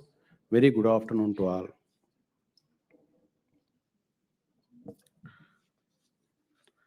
Sir, actually, my director of social welfare also along with me. So the social welfare institutions, with regard to the safeguarding the girl child, playing a pivotal role. So because the entire department is emphasizing for the girl child, those who are studying in our institutions. That is our motto, sir. So after your repeated meetings, while you are conducting since 3 months, we are also emphasizing to our teachers and principals and headmasters the priority and importance of this facet. So actually these institutions, as you know, sir, these are statistics. 1051 social welfare hostels are there, and 190 social welfare residential schools and colleges. Apart from it, 189 tribal welfare hostels, 371 ashram schools, 199 tribal welfare residential schools are there in the state. If you go through the student admission particulars of these hostels for social welfare institutions, I can say that here girls are more than the boys. For example, the boys are 84,000 admitted altogether in all institutions. Girls are about 1,17,000. So the gradual improvement of the girls' enrollment in the hostels are showing these tabulations. So definitely a lot of steps are being taken by our directorate, and secretary Swaris is there separately to look after the residential institutions. They are taking care of the girls in these institutions. So with regard to the tribal welfare institutions, if you go through the admission particulars, so both boys and girls more or less 50-50%. So here hostels are there, and especially these institutions are lying in the agency areas, these ashram schools, and EMRS, Ekalavya Model Residential Schools, 28 institutions are there. These are exclusively funded by the Government of India under Tribal Welfare Department. So here also, if you go through it, girls are about 1,03,000 are enrolled, and they are taken care of. Sir, if you go through the diet charges and cosmetic charges, the government of Andhra Pradesh, for example, these are the tabulation I have given, the rates which are provided for, it is quite understandable. And third and fourth classes, it is 1,150 per month. Fifth and 10th class, 5th to 10th, it's 1,400. Intermediate students, 1,600. Here I want to say is that for rice, it is 1 rupee per kg, 1 rupee we are supplying. It is a subsidized rice. So that's why these rates are a little bit lesser. But rice is now, from this year onwards, very qualitative, fine quality rice is being provided by the Civil Supplies Department. And cosmetic, apart from this cosmetic charges, for example, monthly, as per the rates are given as per the classes they are studying. So these are the, on an approximately 200 rupees being provided for the girls and boys towards their cosmetics for being supplied to them. So apart from these things, certain amenities we are being providing to the students. Sorry. So we are providing bedding material. For example, each students we are giving one bed sheet and carpet, and notebooks and trunk boxes, plates and glasses, stationery material, sports material. And apart from these things, from Sarva Shiksha Abhiyan, each student is being given uniforms, notebooks, textbooks, and one school bag, shoes, belt, and one dictionary to the student. So certain, actually Andhra Pradesh government is to take care of the accommodation is one of the biggest challenge for us, because the enrollment is going up day by day. So for which what we thought is that first existing institutions we want to repair for this year, for which 143 crores were given from state government, and we tapped funds from the government of India, 86 crores for the additional accommodation. And 40 crores we requested certain philanthropists like CSR. Under CSR, we got it. And apart from these additional infrastructure, one health initiative we have taken that with our Honorable Minister's initiative. So we 5 crores corpus fund exclusively we put in the social welfare directorate, so that this interest, whatever we meeting towards the, if any girl, child or boy suffers, so for medical expenses, this is the, whatever the interest coming from it, we are spending for the medical expense of the boys, those who are suffering for the medical illness. So after certain interventions, here we can see that before these repairs of the hostel this year we have taken up. I cannot say that all hostels are very good like this. We have started from this year onwards.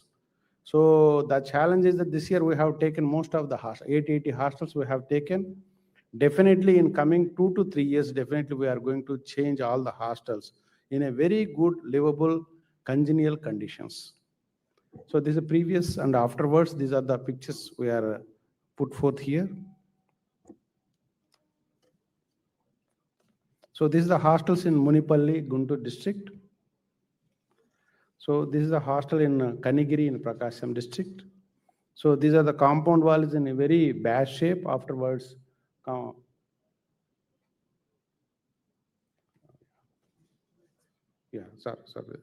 Yeah, Didmanur, Prakasam. So next. So next, certain steps we have taken for the institutional improvement. So I can say that all hostels are being provided the FRS attendance, facial recognition system is there. One female staff has been deployed in girls' hostels.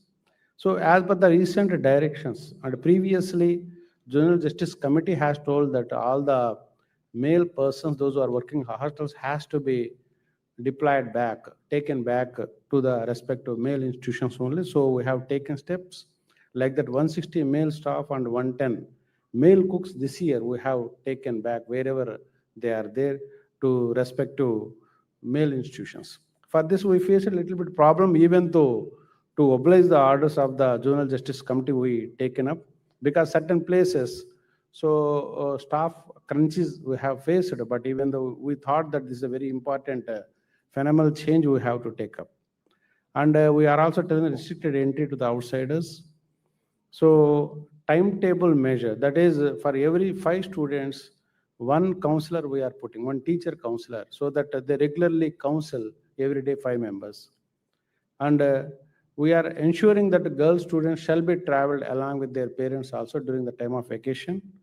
And recently from Sarva Shiksha Abhiyan, we understood that certain girls are facing some psychological problems. So one counselor to appointed for that to counsel them with regard to their mental sickness, homesickness. So one counselor has been appointed.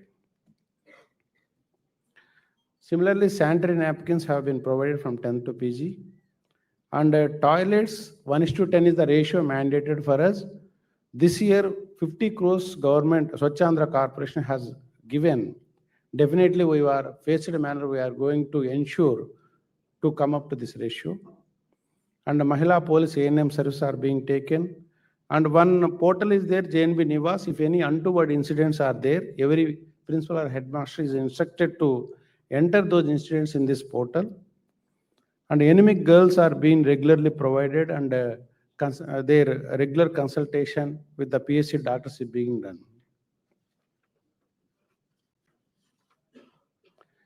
So regarding health, we are mandated that each PHC doctor has to go to the every hostel, and health supervisors in 1116 girls in residential institutions, they are provided, but still hostels are lacking for the A&M services. That's what we are telling, that now health department requesting A&M has to regularly go every weekly once. That is how we are going to ensure in future.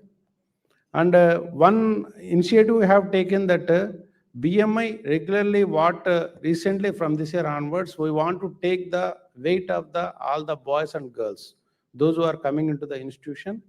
So we can, one problem we are getting that after girls are coming over there, some pregnancies, these things are happening. So immediately to observe the changes in the girls. So that's why we are telling that every month weight of the girl has to be taken. That is the mandate we are giving to all the institutions. So we know that certain any uncommon incidents are going to happen, immediately we can notice it and we can rectify it. Similarly, we have taken AIMS Mangalagiri support with regard to we took up a BHIM project to counsel all the teachers, and teleconsultation service also being rendered by them. And one more initiative, the government of Andhra Pradesh is taking that CC camera, by use of the technology, CC cameras has to be utilized. So that's what we are taking for.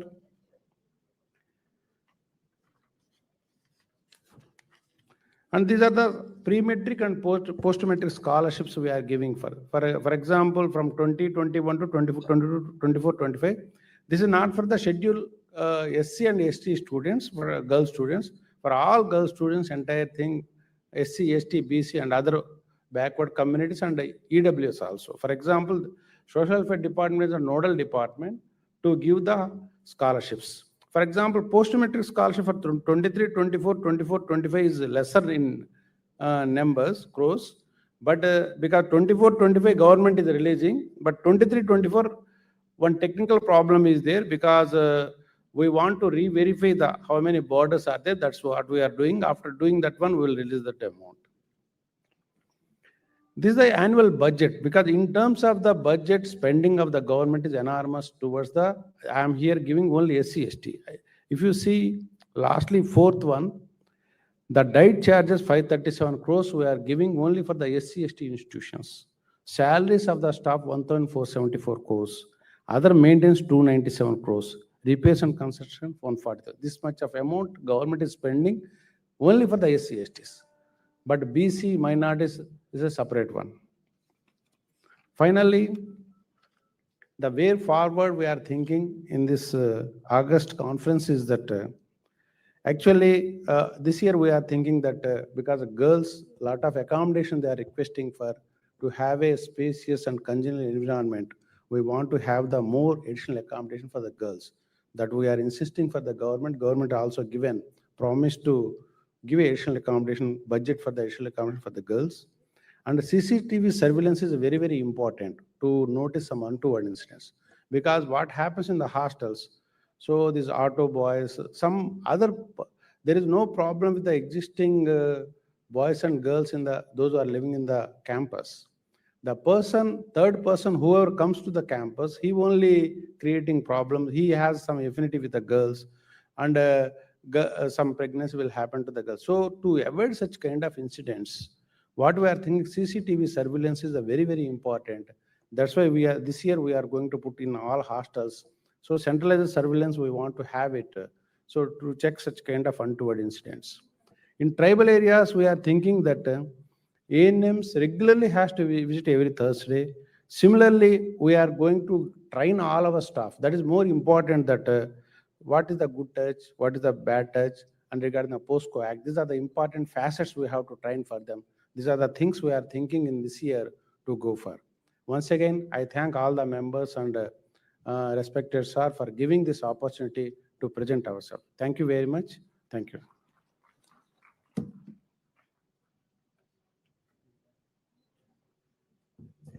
Thank you, sir, for your comprehensive presentation, which underlined the welfare committees and education support that can bring a strong foundation for the holistic development of a girl child. Ladies and gentlemen, we now come to the final presentation of this session. It's my privilege to invite Sri Krishna Teja Mailavaripu Garu, Commissioner Panchayat and Rural Development Department.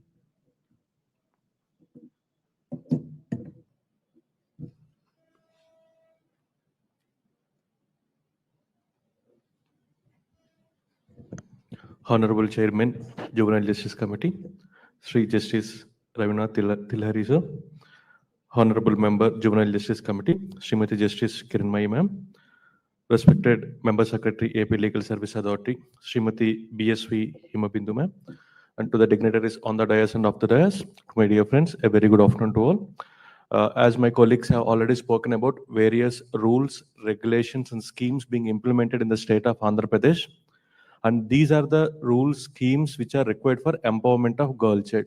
And for empowerment, we really need the development. And for development, we need a better governance. And better governance can be achieved only with a strong grassroots governance system, that is with local self-government, that is with panchayats. In the next 7 minutes, I'm going to discuss what are the steps taken by government of Andhra Pradesh for strengthening grassroots democracy, which in turn impacting the empowerment of girl child. As you are all already aware of, in the past, it is Balwantrai Mehta Committee which has recommended for 3-tier structure, that is from the central government to state government to local self-government. After that, 73rd Amendment Act has given constitutional status to the local bodies in general and panchayats in particular.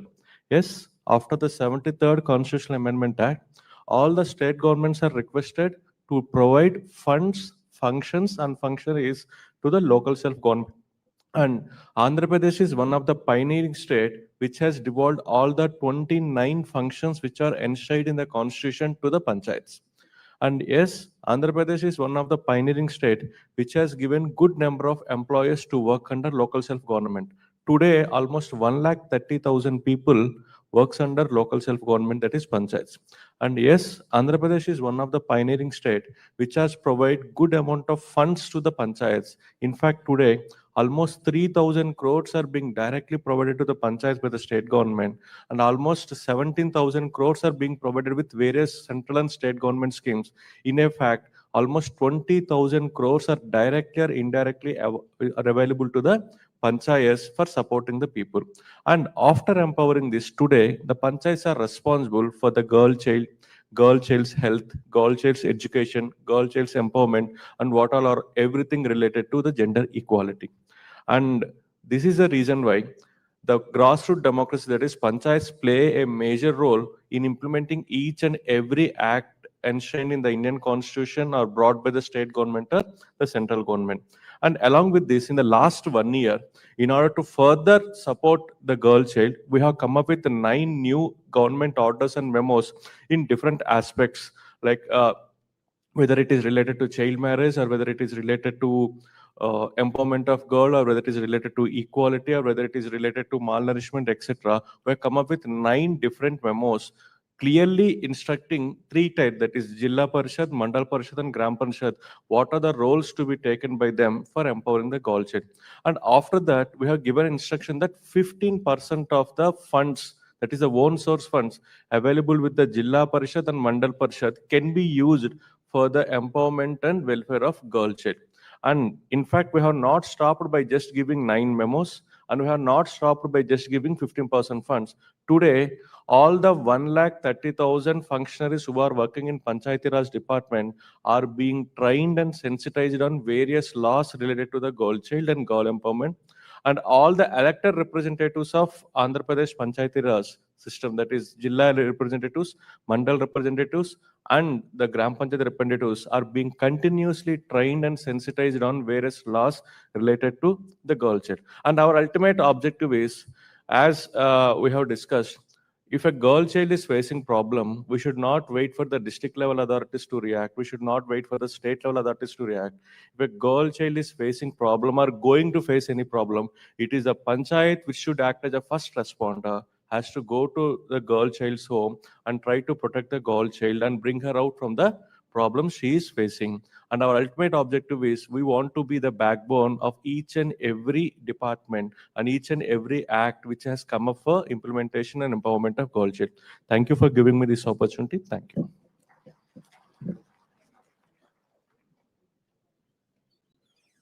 Thank you, sir, for emphasizing the critical role of local governance and community action in safeguarding the rights and dignity of the child. Ladies and gentlemen, now we have the very important part of the session, the views and sum up. I request Honorable Srimati Justice Kiranmai Mandavagaru, Judge, High Court of Andhra Pradesh and the member of the Juvenile Justice Committee, to share her leadership perspectives and sum up the session.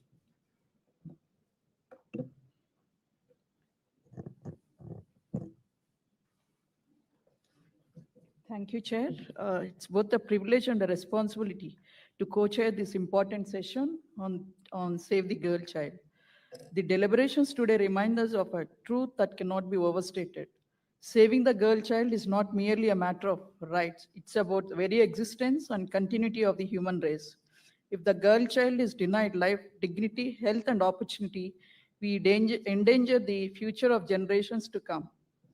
The schemes of NALSA, the Women and Child Welfare Department, the Social Welfare Department, Panchayat Raj and Rural Development of the Government of Andhra Pradesh are actively working to implement various schemes of Government of India, such as Beti Bachao, Beti Padhao, Mission Vatsalya and Bal Vivah Mukt Bharat, Kishori Vikasam, Poshan Abhiyan. These focus on preventing sex-selective abortions, child marriages, improving nutrition, education, sanitation, awareness, and protection of girl children. These multi-sectoral efforts show that the momentum exists, but we must ensure implementation reaches the grassroots. Despite various legislations, enactments, and judgments of the Supreme Court, the High Court, the safety of women and the girl child is at stake. However, saving the girl child cannot and should not be left to the governments alone. It must become the responsibility of every household. The motto, Save the Girl Child, should be every family's slogan. When each home embraces these cases of abuse, neglect, and trafficking will naturally decline, for protection will begin at the root. Further, this mission must also be encouraged as a corporate social responsibility. Corporates have also the sources and reach to bridge the implementation gaps. They can adopt government schools, build safe sanitation facilities, provide clean drinking water, and ensure menstrual hygiene. They can also run health and nutrition programs for adolescent girls, set up digital literacy centers, and provide scholarships. They can also conduct awareness campaigns against the child marriage and trafficking, or adopt villages to create child-friendly villages. When the corporate sector also joins hands with the government and community, the impact will multiply. To sum up, I would highlight three key messages from today's session. Number one, saving the girl child is not optional. It is essential for the survival of humanity itself. The policy programs must translate into real facilities and opportunities at the grassroots, where the girls live, learn, and grow. Third, number three, when every household makes Save the Girl Child its pledge, and when the corporates take it up as a mission under CSR, the future of our nation will be secure. I thank all the speakers for their valuable insights and urge that the discussions of today must move beyond words into action in every home, every school, every community, and every institution. By saving the girl child, we are saving not just a future, but the destiny of our entire nation. Thank you.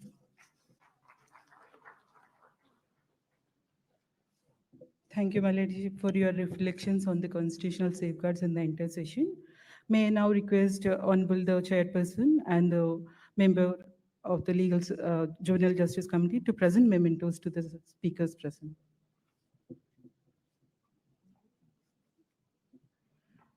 I request G. Malati Garu to felicitate the speaker.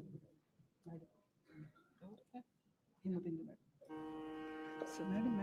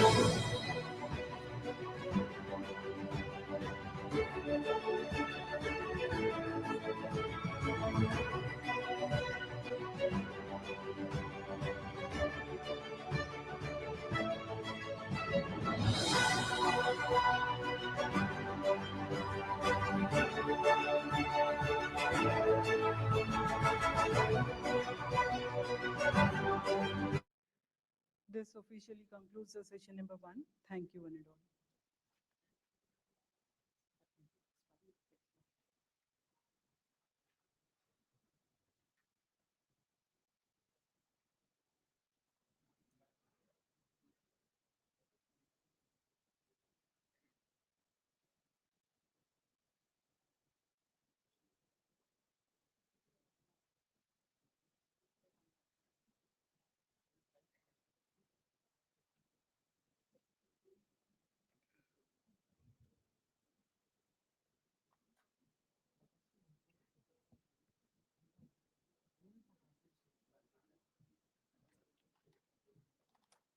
We now move to the session number 2. The session is dedicated to effective preventive mechanism. We are running short of time, so is the reason this session would be only 45 minutes. I once again request to please adhere to the time. We are deeply honored to invite Honorable Srimati Justice V. Sujata Garu, Judge, High Court of Andhra Pradesh, and member Juvenile Justice Committee, and co-chair Honorable Sri Justice Challa Gundaranjan Garu, member Juvenile Justice Committee. Their presence and guidance will enrich our deliberations and provide valuable perspectives on preventive strategies. I also invite Srimati Rajakumari Garu, IG of Police, M. Veerapandian Garu, Commissioner, Health, Medical and Family Welfare Department, B. Srinivasrao Garu, Secretary, Educational Department. I now invite our esteemed judicial officer who will be contributing his expertise, Sri M.S. H.R. Teja Chakravarti Garu, Presiding Officer of the JJB Vijayanagaram.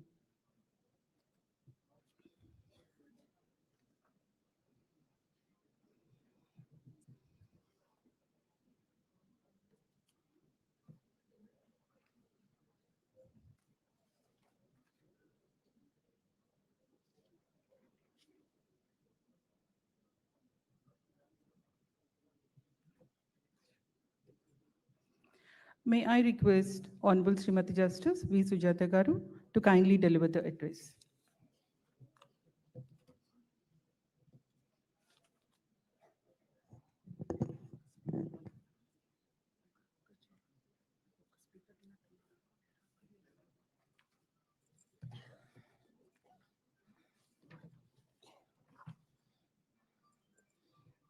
Respected Honorable Justice Ravina Tilhariji, our chairperson, co-chair Justice Challa Gundaranjan, my brother and sister judges, and the members on the dais, and the participants and other stakeholders of the dais.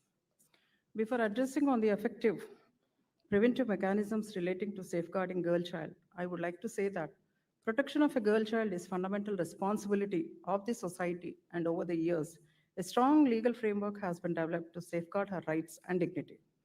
It is not only a social responsibility, but also a moral imperative regarding safeguard, safety, protection, and empowerment of a girl child.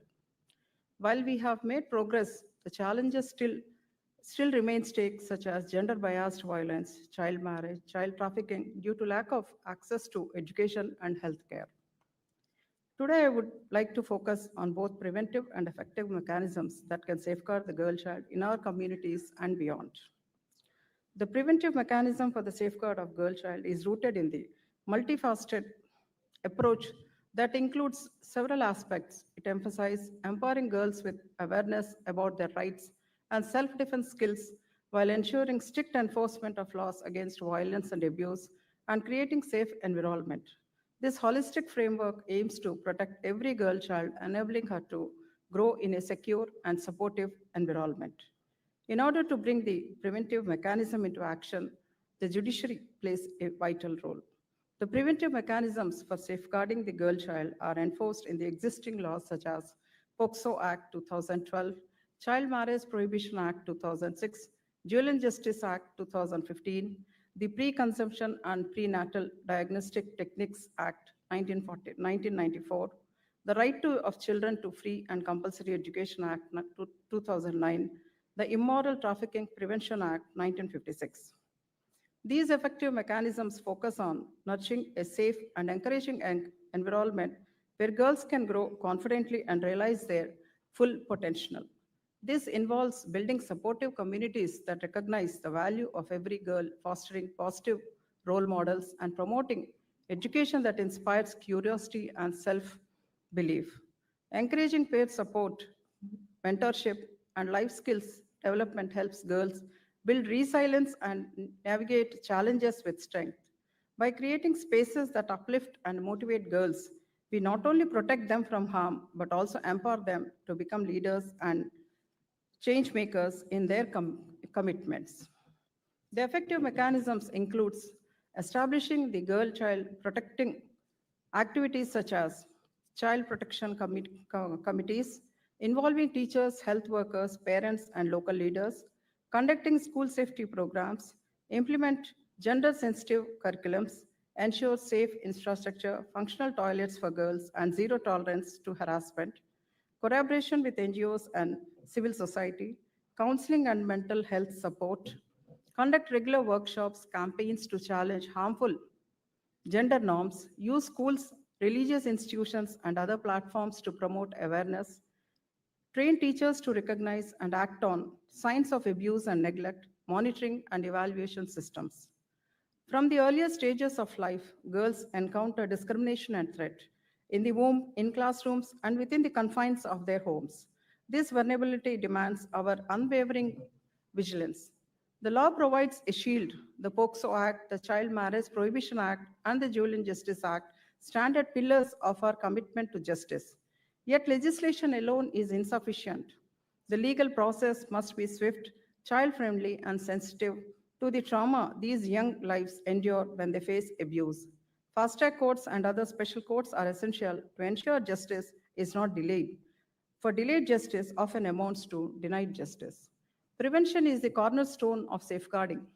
Legal protections must be fostered by community awareness, education, and economic empowerment. Educating girls up to at least the secondary level is not simply a right, it is a powerful tool against exploitation and vulnerability. Communities, schools, and religious institutions are invaluable allies in this endeavor. When society recognizes and rejects harmful gender norms, we lay the groundwork for lasting change. On the ground, initiatives such as child protection committees, school safety programs, and partnerships with NGOs bridge the gap between law and lived reality. These entities are guardians of safety and advocates for change, ensuring that the legal framework is not just a theory, but a living, breathing reality. Mental health support and counseling services must also be internal, healing, integral, healing the invisible wounds and restoring dignity and hope. Recently, I have come across a news item with headline Girl Birth Rate Ratio Declines, that is in Srikalahasti, Tirupati district, where the girl birth child ratio has dropped alarmingly to just 269 girls from every 1,000 boys in the last 3 months, which is far below the district average. Suspecting misuse of illegal sex determination test, the district collector has set up a committee to probe private scanning centers and hospitals. We all should remember one fact that killing a girl child leads to the destruction of future generations. We have also come across a news item with regard to the Manyam and Alluri Sitaramaraj districts in the last, wherein in the last 2 years, 442 school-going girls became pregnant. All these incidents occur due to low literacy, poverty, and traditional practices, and also due to lack of awareness. The law, society, and individual stakeholders all bear responsibility. Governments must lead with clear policies and adequate resources. Schools must be sanctuaries of safety and learning. Parents and community leaders must campaign the rights and dreams of every girl child, youth, and media must become powerful voices for change. I finally conclude by saying that a girl child is one of the most precious gift this world has given us, and let us together pledge to see that every girl child be empowered with education and resources to shape her own destiny. Thank you once.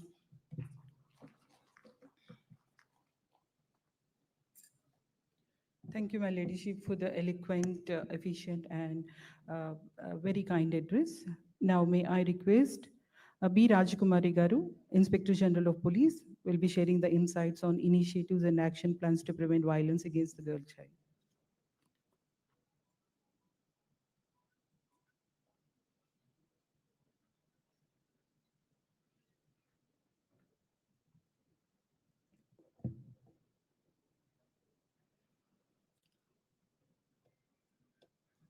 Honorable Chair, Srimati Justice V. Sujata Garu,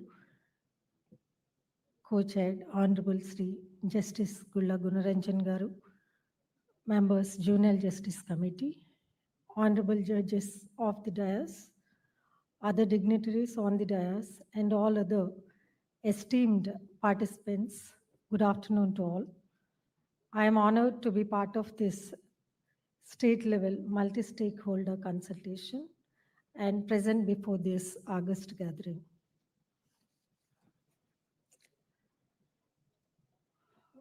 Andhra Pradesh Police prioritized the protection and safety of women and children in the state.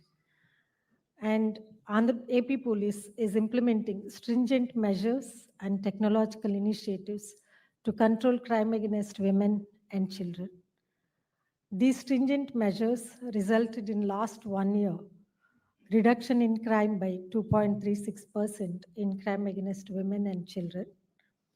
And we could secure huge number of convictions in crime against women and POCSO Act cases.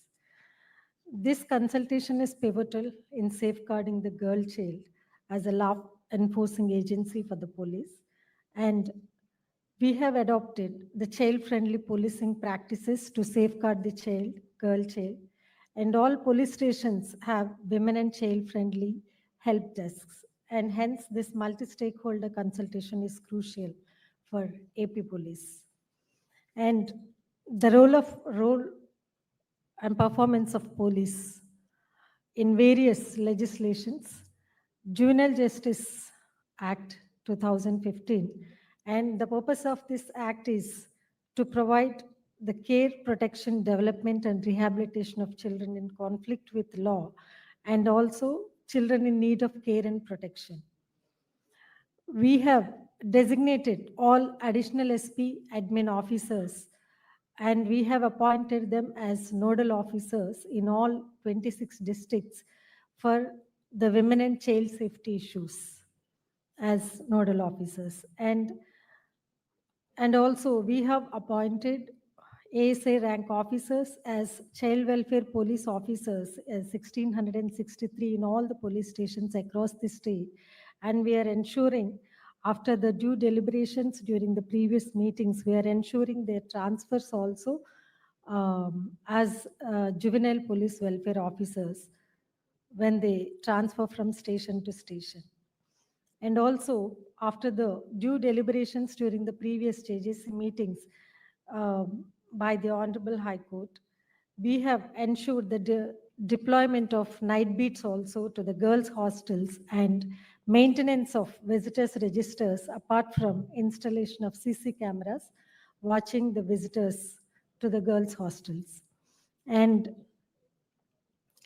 these are the statistics of POCSO cases. Because of the pursuant efforts of the police department and women and child safety wing, we could secure successful convictions in POCSO cases within 1 year. These are the few instances where we could secure the convictions from 5 years to 25 years of convictions. 101 days, these are the number of days in which we could secure the conviction, ranging from 101 days to 341 days. And also, to protect the children under the age of 18 years from sexual abuse, sexual harassment, and pornography, Women and Child Safety Wing of AP Police is striving a lot after registration of cases to secure the successful convictions as a deterrent to the perpetrators. From 2020 to 2025, August, these are the cases reported. 12,001 cases have been reported, and only 1,273 are under investigation as of now, and 385 have been disposed by police, and 6,630 cases are pending trial. And out of 3,703 court disposed cases, 469 convictions we could secure, and 243 were action abated, and 42 cases have been compounded in Lok Adalat. And we have filed the number of charge sheets out of 12,001 cases, 10,343 cases we could complete the investigation within 60 days and file the charge sheet. And the Prohibition of Child Marriage Act, under this act, number of cases reported from 2020 to 25 are 557, and 131 are under investigation, and 299 are pending trial. And 96 cases have been disposed by the court, and 28 cases have been disposed by police, and 3 cases have been compounded. And out of number of court disposal cases, convictions are 8 in Child Marriage Act cases, and 1 case was abated and 1 case was compromised, and 86 have been acquitted. This shows the hostility of the witnesses. And this is the data of girl missing since 2010 to July 31st. These are the data. 1065 cases are pending as on July 31st. And these are the districts topping Vishakhapatnam, East Godavari, Tirupati, Annamaya, Nandyal on top 5, where the more number of girl missing cases are reported. And the measures being taken by police for safeguarding the girl child. And AP Police this year has established Women and Child Safety Wing separately with a motive: educate, empower, and ensure safety of women and children. And it has been established as a dedicated institutional mechanism to prevent and respond to crimes against women and children, and also ensure justice and foster a safer environment to the girl child. And this year we have launched the Shakti app. This is an SOS app. A 10 seconds audio, video, visual will be recorded when a Shakti app SOS is pressed, and it reaches to the command and control center, and within 8 to 10 minutes, police will reach and respond to the victim grievance. And it has got 13 features, which has got safe travel, and also we have given the portal report missing children. Also, we have provided without approaching the police station. From the mobile itself, they can report the missing children, and also they can give a complaint. Also, we have provided the performers in the mobile app itself, and reporting illegal activities like open drinking, etc. And family counseling request also we have provided in that. So wherever there are conflicts between parents and children, they can directly report in the mobile app itself, so that police will reach and redress their grievance. And we have provided Shakti WhatsApp number also 24/7, which reaches the integrated command and control center. And we have instituted Shakti teams in 164 police subdivisions. So 164 Shakti teams have been instituted, and they have identified the vulnerable hotspots of crime against women and children. And they are frequently visiting and also conducting the drone patrolling over there, and awareness programs, and also even POCSO victims also, as they are in Mufti, they are going and counseling them and motivating them. And we are conducting the self-defense capsule courses also to strengthen the girl children. And it has been introduced in all schools and colleges and even hostels also, for empowering the girls with the vital self-defense technical skills. And these are the data, the number of schools, and we have covered so far. We have started this initiative in the month of March this year. And this year, tentatively, we have contemplated to complete the schedule by the end of this year, covering all the schools and girl children. And we have formed the Shakti warrior groups in all the schools.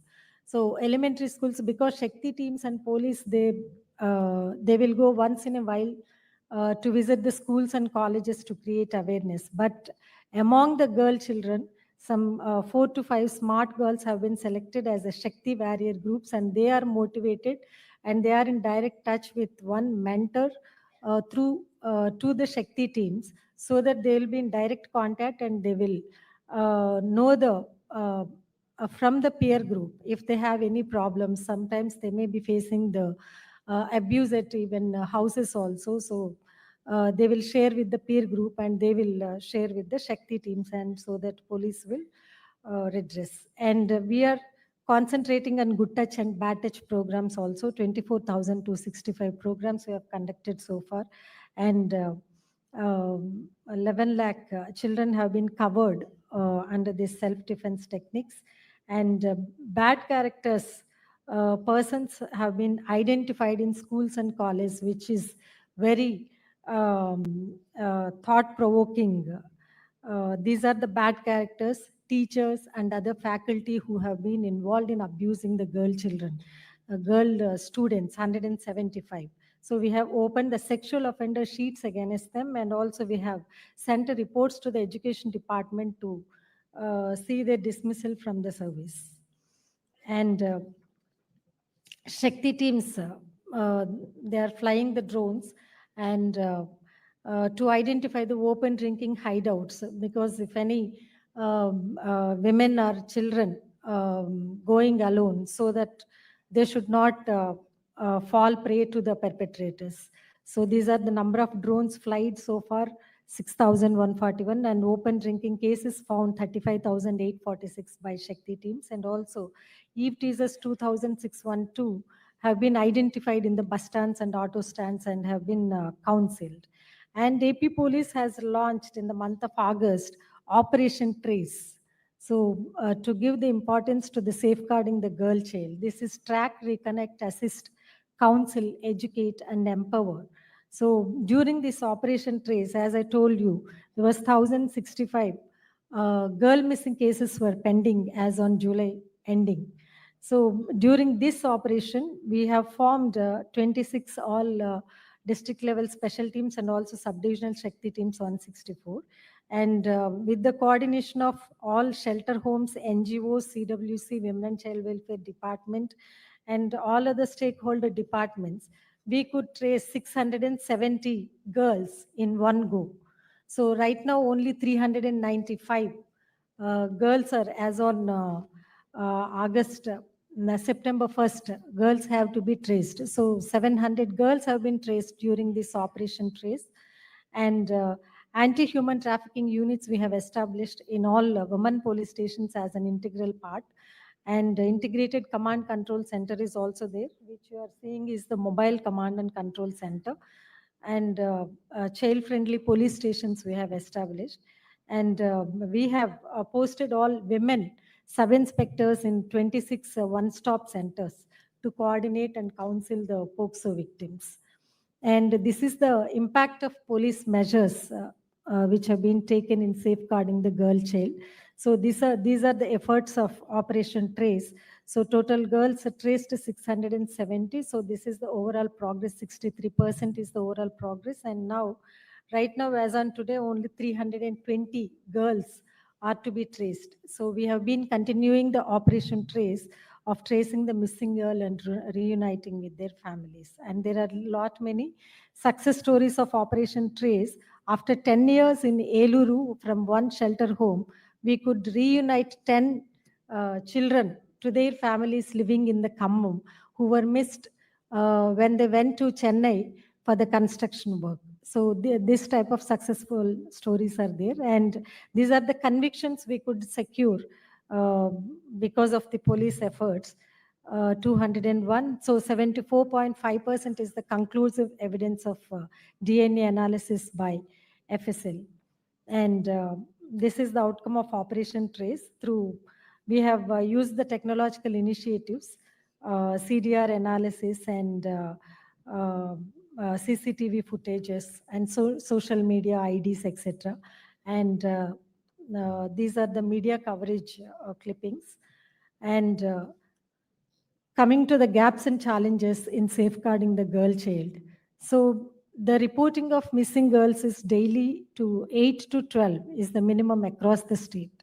So on an average per month, almost 300 girls are missing in the state. So where are they going? It indicates among the missing girls, percentage of girls of above 14 years is around 80%. So it indicates the gullibility of innocent girls leading to the hardships in life. And in spite of the efforts during Operation Trace, 395 girls have remained untraced. So where are they? What are they doing? How is their plight? So we can't imagine. And it raises the alarm towards the social responsibility to safeguard the girl child. And the way forward for the safeguarding the girl child is the coordination between all the stakeholding departments. And the more focus should be on the girl missing cases, as there is more vulnerability for their trafficking. And early disposal of POCSO cases within 60 days to file the charge sheet and fast tracking the cases till the successful conviction.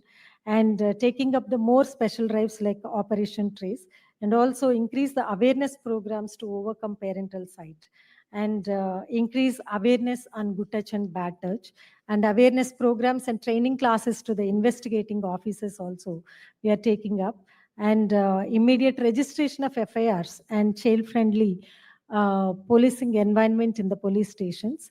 And we have to ensure the child receives medical care, protection, and counseling without any delay. And medical examination also should be conducted within the 24 hours in the presence of mother and also a female police officer.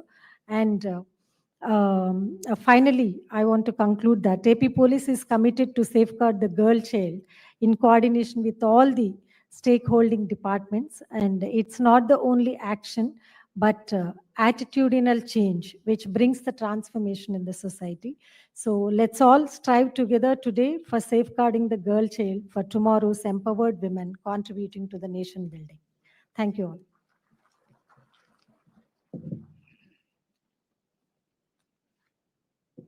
Thank you, ma'am, for your practical insights and the supportive teamwork. May I now request M. Veerapandian Garu, Commissioner Health, Medical and Family Welfare Department, who will be speaking on child and adolescent health and protection programs.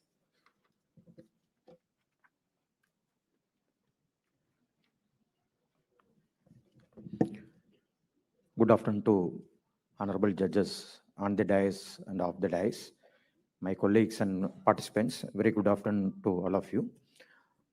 From Health, Medical and Family Welfare Department, I am presenting my presentation on safeguarding the girl child and making a safer environment in our society. So from health point of view, we need to focus on protection of their rights from the stage of conception. And from health department, we take care of different levels of activities, different types of activities. We focus on regulation, screening, treatment, consultation, and we involve each individual and community at every stage. From protection point of view, we focus on 4 major programs. One is maternal health and the implementation of regulatory laws. And we do screening through our health programs like Rashtriya Bal Swasthya Program and Rashtriya Kishore Swasthya Karyakram. And we also do counseling for children who are abused with banned substances, for which we set up clinics from health department. So from protection point of view, as I said, that we start our focus from the stage of conception. If you look at the statistics, we are having larger number of teenage pregnancies and the very minimal number of child sex ratio. That is one of the most important concern in our state. The teenage pregnancies are increasing and the child sex ratio are decreasing. So to tackle these things, we also do decoy operations in consultation with other line departments like police department, women and child welfare department, and law department. And we also take care of their health care, because once we identify any teenage woman after pregnancy, it is our duty to ensure that they deliver a safe baby. Even after a delivery, we need to advise them to go through spacing method to ensure that at least the second baby will be a safe, healthy baby.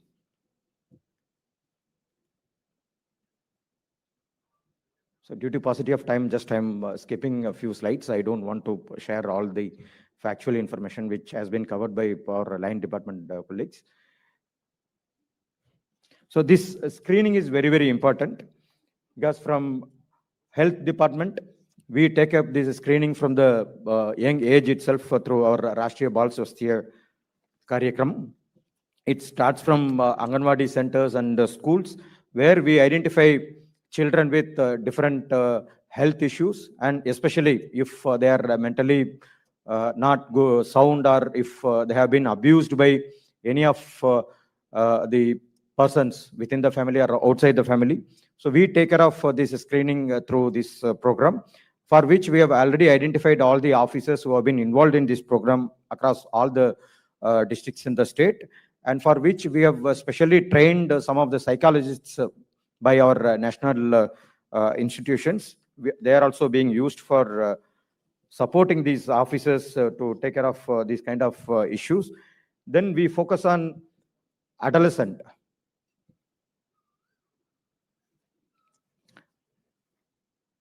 Not only young children, when they grow up, we also take care of adolescent women through this Rashtriya Kishore Swasthya Karyakram, under which we are giving 11 thematic modules training to all school teachers, and some of the students who have been bright, or they are able to communicate this information with their friends, and they will be used within the school as well as outside the school, because some of the children who are out of the school, they will be taken care of by these peer educators. So they also have been trained by our health department.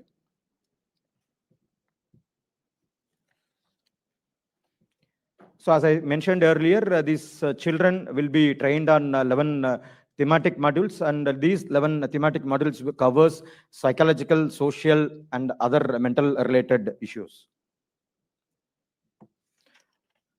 So to make a safer and enabling environment for safe children, a safe future, so we need to strengthen these systems like how other line department officials have mentioned in their presentations, that we need to work together and we have to strengthen the institutions, because we can't deal with these issues through one or two programs. Everything has to be institutionalized, everything has to be made automated, for which we need to strengthen the existing systems. And wherever we find some new issues, like how police department is using drones, so they may be taking up this drone kind of or latest technological interventions in one of the district or in one of the village, but it need to be studied, and further it need to be scaled up for entire state once we get the outcomes of such interventions. So all these interventions have to be studied in detail, and finally it should be scaled up for entire state. As I mentioned earlier, that this is not the issue of only one department alone. We need to come together, we need to work together, we need to discuss together. Finally, we need to have a convergence approach for tackling such issues. Then only we can ensure that this safeguarding the girl child and making the safe and enabling environment for them in the society will be possible. So I request all participants to take this message forward across the state, and we also as health department administrator that will extend full support to everybody who is working in this system. Thank you. Thank you, one and all.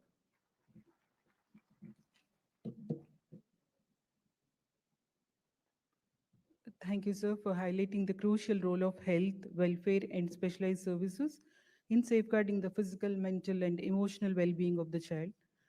Ladies and gentlemen, now we proceed to the next participant. I invite B. Srinivas Rao Garu, State Project Director, Education Department, who will be speaking on education of the child, government and private schools, and other aspects.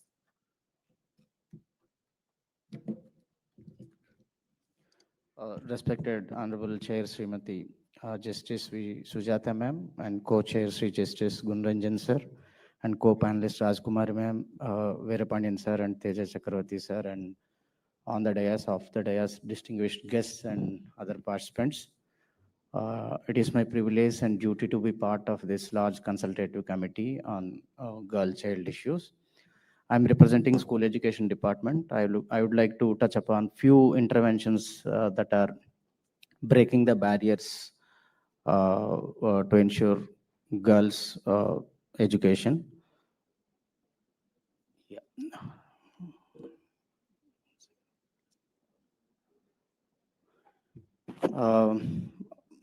Secretary Women and Child Welfare, ma'am, has already mentioned about the story of Nirmala. There are thousands of Nirmalas are existing in the state. I would like to mention one more girl, Pravalika, who started her journey from very humble background. She came from very poor family and pursuing education in one of our KGBs in Visakhapatnam district. Has completed 175 online courses within 2 years. So there are a lot of Pravalikas are now emerging out of KGBVs. We are shaping the girl child educational institutions in a way that we aspire. Recently, she got felicitation from the Honorable HRD Minister. So one interesting story I wanted to present it before you. Recently, we have conducted a felicitation program for all the toppers of government schools, in those who topped in grade 10 and grade 12. Surprisingly, we have almost 80% of the girls filled in that room. So minister was surprisingly asked, so what is happening with our boys? Now we need to take care of boys as well. So that is one part. But whereas the other aspect, still we need to do more things for the girls, because if you look at the numbers of the enrollment, is not at all a problem in the state nowadays. We are getting 100% of the enrollment at primary level, but whereas the alarming thing is the retention, particularly when the transition is happening from primary school to high school and high school to senior secondary schools. There are a lot of barriers, issues, parental mindset, poverty, these things are coming into the picture. So we need to address those issues from the school education department and from the government. But AP state is confidently moving towards the journey. If you look at the retention rate, in elementary, we have achieved almost 96.5%. That is a good number in the current circumstances. The government of Andhra Pradesh, as I said earlier, implementing so many schemes. So one is this free student kit we are giving to all the girl child. In fact, we are giving to all the students. The poverty should not become a barrier in pursuing their education. We are giving textbooks, 3 pair of uniforms, and we are giving delicious midday meal. Recently, we have added fine rice also into the meal to see the more consumption by the students. And we have also giving transport allowance to the girl child, those far from the school. And recent infrastructure development scheme, we have provided almost toilets to 98% of the students, particularly for girl child. And we have put an aim to complete 100% of toilets by next financial year. And other targeted interventions like Badiki Podam, Balika Raksha, Talliki Vandanam kind of schemes boosting the girl child's education. Sorry. Yeah. So from last 3 years, we are implementing Right to Education Act to provide 25% of the seats in private schools. If you look at the numbers, almost 30% of the girls have bagged their seats in grade 1 in the private institutions.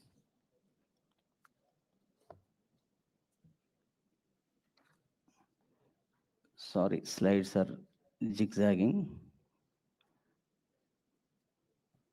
Apologies. Yeah, the biggest issue is that dropout is the bigger issue for the school education department. When we look at the numbers in 15-16, the dropout at primary level is at 5.53, whereas at the secondary level is at 15.43. This was alarming. But the state is progressing towards the journey to see that the nil dropout rate. Now the figures of 23-24, these are official numbers announced by the Government of India. The figures are gradually reducing. The primary level dropout rate is almost 1%, and whereas the secondary level dropout rate is reduced to 8.6%. These numbers are speaking the dedication and the interventions are affecting to continue the girls their education. So these are the some of the reasons everybody knows in this room. I don't mention those the reasons for the dropouts. But some of the interventions we take care of from the education department with the help of Panchayat Raj department and village and ward secretariat department. So we do conduct door-to-door survey on the beginning of the academic year. We identify the students and we try to counsel the parent and to see them to send the school. Also, we provide transport allowance that already I have mentioned. In addition to these interventions, we open non-residential training camps, seasonal hostels to mitigate the parental migration issue.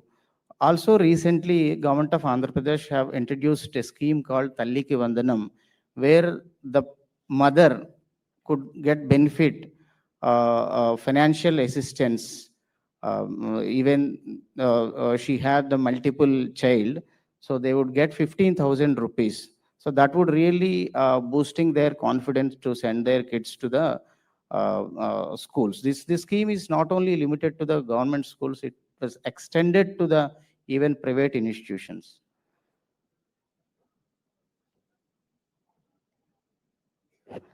Yeah, this interdepartmental coordination, we have to thank the health department to provide certain budget to implement the sanitary napkins distribution program. Also, the Department of Health is providing iron and folic acid capsules to the school education department to eradicate anemia among the girl child. And we are working with Women and Child Welfare Department to bring the ECCE curriculum into Anganwadis. Also, we are supporting ECCE to the Women and Child Welfare Department because the raw material has to come from them. So, likewise, we are working with Panchayat Raj Department to see that community participation in the school development, particularly the girl child issues. Also, we are working with police department. I apologize not to mention here, but they have started Eagle clubs in all our high schools to see that the institutions are substance free. Yeah. So recently, we have identified that the parents are important stakeholders. We wanted to bring change in the mindsets. In the recent mega PTM, we have called all the parents. We have sensitized them. We used that platform as a sensitizing platform for them. So we have implemented certain initiatives. I am skipping this slide. So some of the best practices already I have mentioned. So this is one good program, Balika Raksha program, free sanitary napkin distribution program is currently we are reaching out to the 10.43 lakh girl child students, where generally girl students are tend to drop out during their menstrual cycle.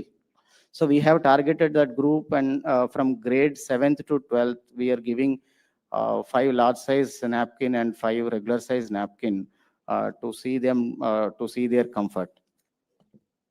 And one more important program we are implementing from last 4 or 5 years, but we have structured the curriculum this year, this self-defense program to give confidence, strength, and skills needed to safeguard themselves in difficult times. This academic year, this month onwards, these classes will be starting in 6,362 secondary schools. The next important item is the KGBVs. The KGBVs are the transforming I just mentioned. So almost 8% of admissions have increased in KGBVs. In majority KGBVs, even we got calls from MPs, MLAs for the recommendation. So this transformation has happened with the committed teachers network and continuous capacity buildings and successive recruitments. In addition to that, so we have achieved good amount of result in the KGBVs in the past examinations. So key interventions, the students we got to the KGBVs came from very humble background.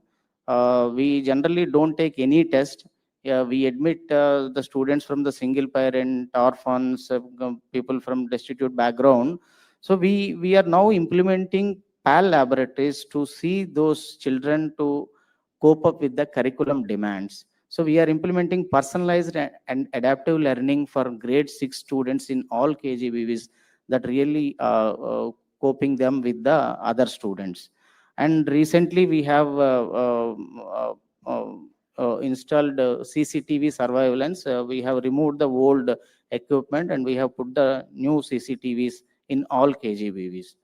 And there are other initiatives are happening with the KGBVs. And as I mentioned, this mega PTM we used as this platform to sensitize the parents. I'm happy to share that we got the Guinness Book of World Record for this initiative for the largest participation. Majority participation from the mothers only. That shows their commitment towards the girl child education. We use this platform to sensitize the parents like good touch, bad touch, positive parenting, health and hygiene of the girl child, and campaigns like anti-drug campaigns we have initiated. The one more interesting program we have doing here with the school education department, we are publishing one magazine called Manabadi, where girls' success stories are the cover stories. So to inspire the many girls. And this is one interesting initiative. I'm proud to say that AP Samagra Shiksha School Education Department is the only department in the country among all school education departments to start this career and mental health counselors. We have put 255 counselors, physical counselors mapped to senior secondary schools. They go and conduct sessions to the parents, students, teachers. They identified the vulnerable kids and they develop one-on-one communication with them to support their mental well-being and resilience. So there are challenges are there. The way forward is we need to have an early warning system to identify and prevent potential girl student dropouts. Also, we need to revamp and review the curriculum. And we are planning to introduce a gender sensitive curriculum like see always మనకి తెలుగులో ఉంటాయి గాజులు తొడుక్కున్నావా లేకపోతే ఆడదాని పనులు చేయొద్దు ఇట్లాంటివి our minister used to say these things that we need to remove those kind of biased curriculum and he always guide us to how to revamp the curriculum and we are on the way to make it our curriculum more gender sensitive. And we are also planning to consolidate the schools and to open more secondary schools to see the transition smooth, particularly for the girl child. Thank you.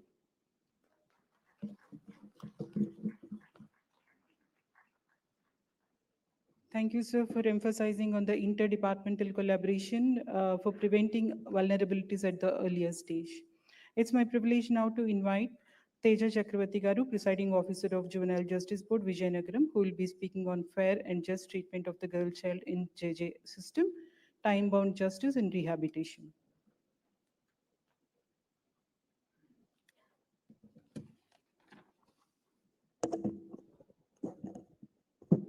My humble pranams to the respected dignitaries on the dais and half the dais. First of all, I am obliged to the Honorable High Court of Andhra Pradesh for providing me this opportunity. I am working as First Additional Judicial Magistrate of First Class Vijayanagaram, Chairman, Juvenile Justice Board Vijayanagaram. And I joined in the service in the year 2022 and I took charge as Chairman JJ Board in the month of May of this year.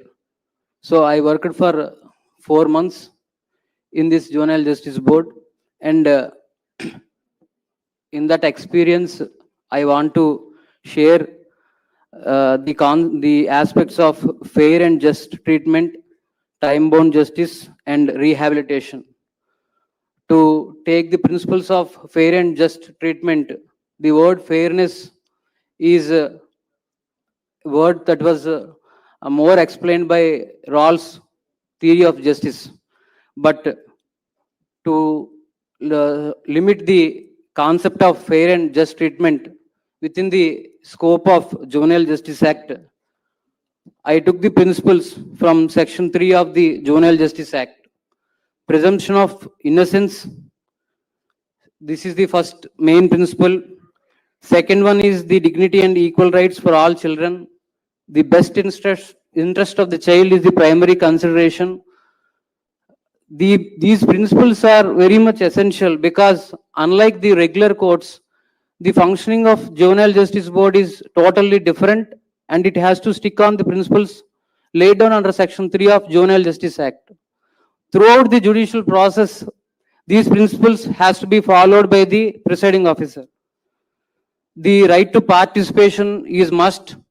Right to hear the child throughout the judicial process, the family responsibility, safe and nurturing environment, mobilization of family and community resources, non-stigmatizing semantics, no kind of words stigmatizing against the child in conflict with law, no waiver of rights, privacy and confidentiality is utmost objective of Juvenile Justice Act and principle of fresh start.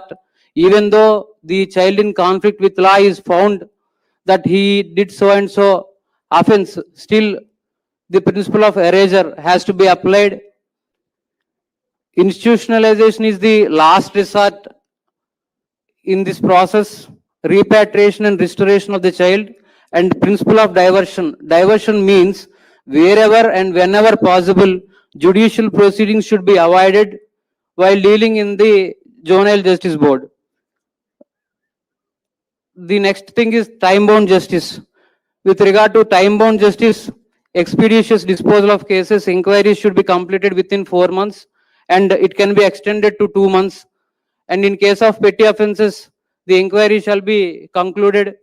In case if it is not concluded within 6 months, the proceedings shall be terminated. With regard to serious and heinous offences, mandatory permission with reasoned order from the Chief Judicial Magistrate is must. With regard to the preliminary assessment also, there is a time frame that preliminary assessment has to be conducted within 3 months from the date of first production of the child before the Juvenile Justice Board.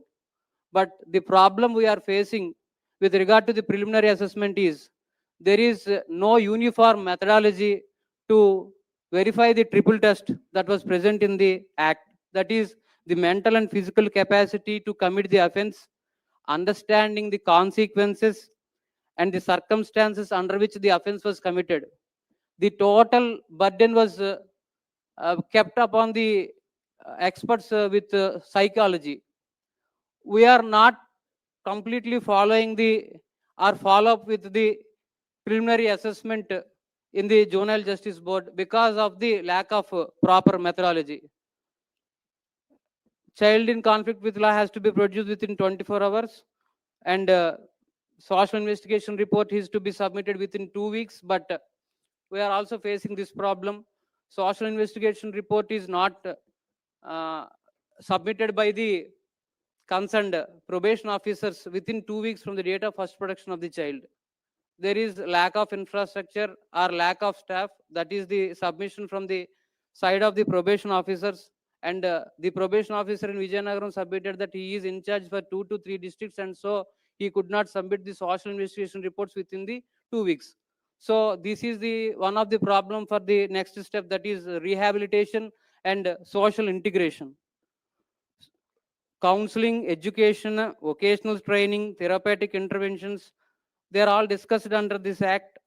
Section 46 of the Juvenile Justice Act, financial support is also provided to the child in need of care and protection and social reintegration. There are several institutions also: open shelter, observation home, special home, place of safety, children home, fit facility.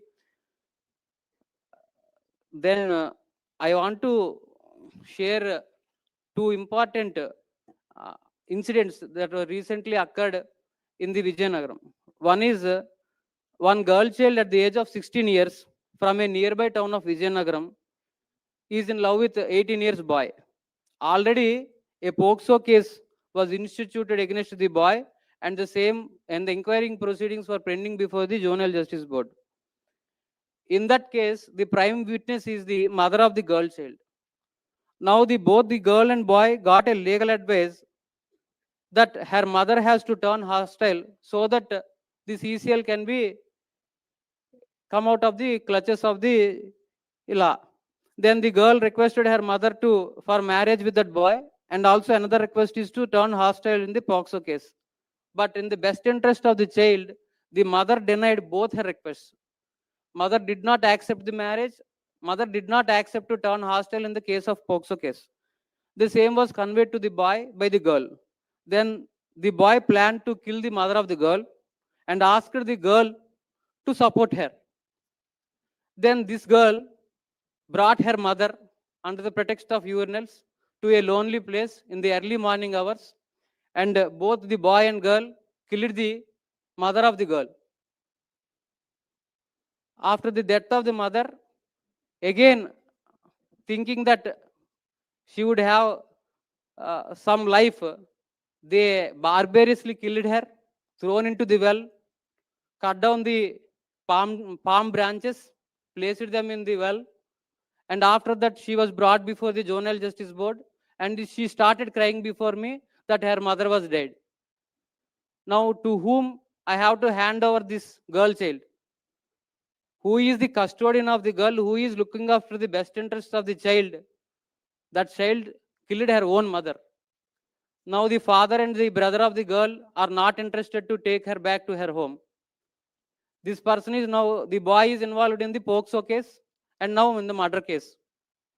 So if I release the girl from the observation home, she will go with the boy.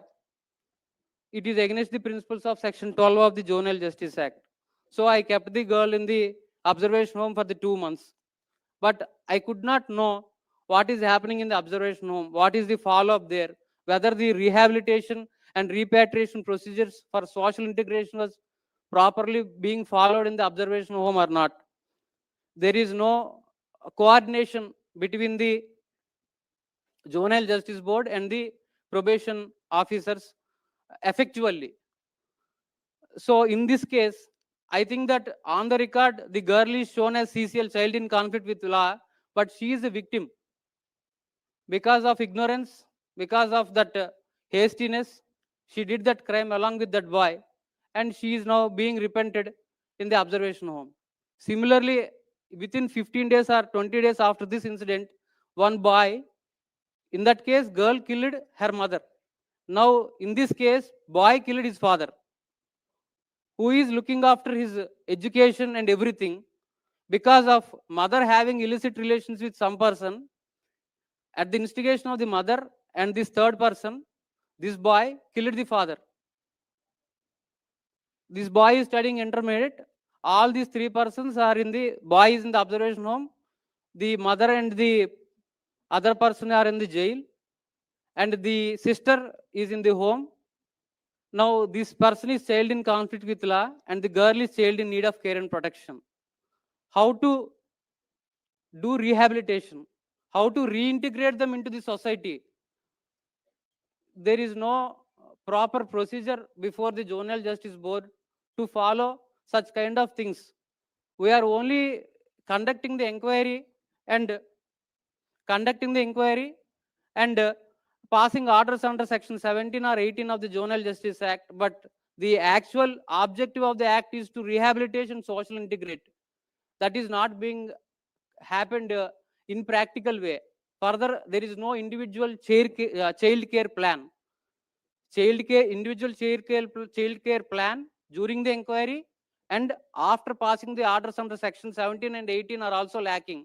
So in that aspect, I leave these questions before this honorable dais for taking further steps. Much obliged for granting this opportunity. Thank you very much. Thank you, Teja Chakravarti Garu, for your insights and practical challenges that really matters a lot for every girl child's protection.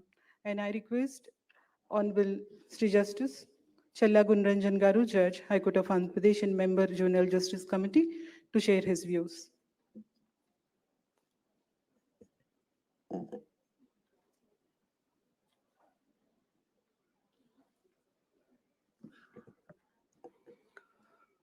respected dignitaries, distinguished participants, ladies and gentlemen.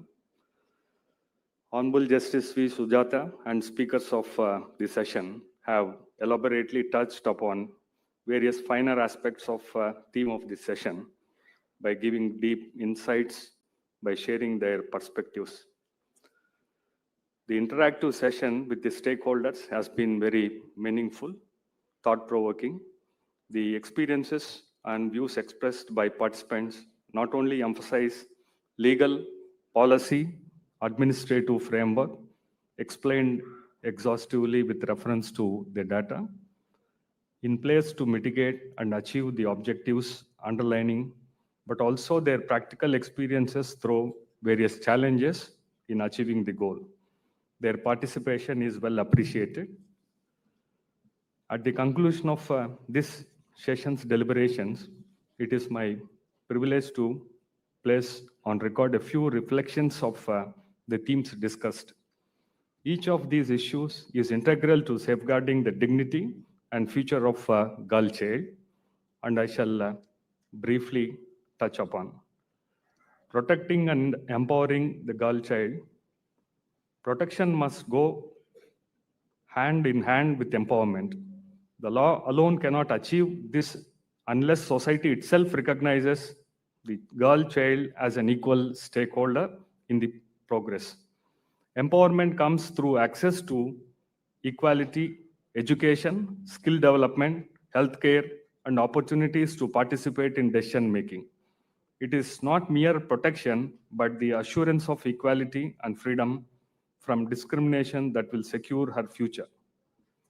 Our statutory framework, including Juvenile Justice Act, Protection of Children from Sexual Offences Act, and Prohibition of Child Marriage Act, etc., provides robust tools.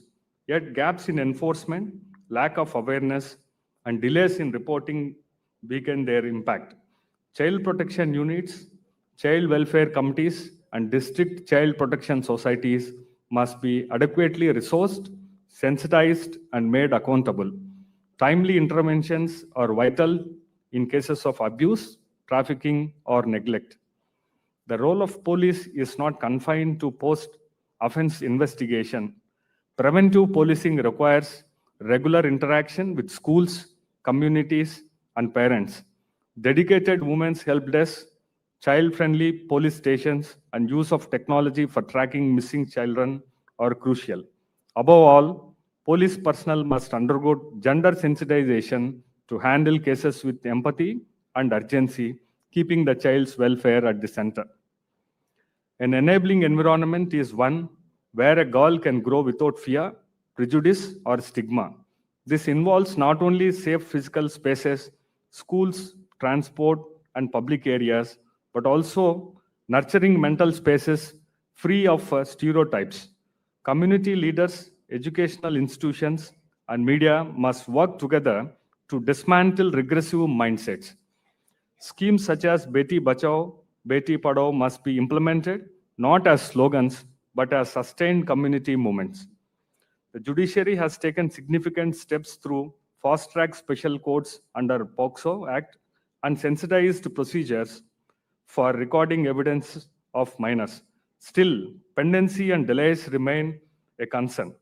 Victim-friendly approaches such as video conferencing, in-camera trials, and avoidance of repeated questioning must be consistently ensured. Judicial officers must remain vigilant to balance procedural fairness with child's psychological safety. Correctional and custodial institutions are intended to rehabilitate, not to punish.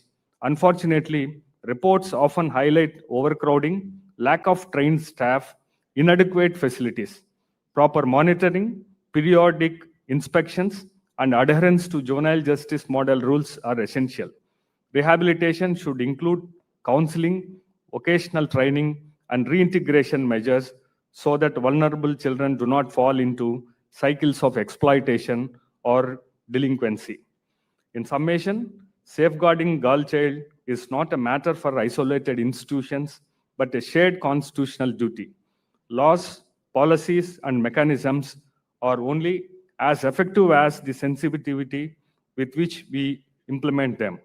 The collective resolve of families, communities, administration, judiciary, and civil society will determine whether our daughters inherit a future of safety, dignity, and opportunity.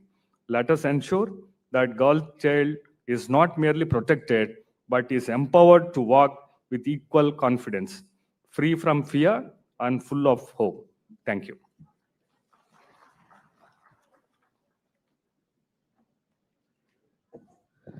Thank you, my lord, for reflecting on preventive strategies, institutional framework, community interventions, and policy measures.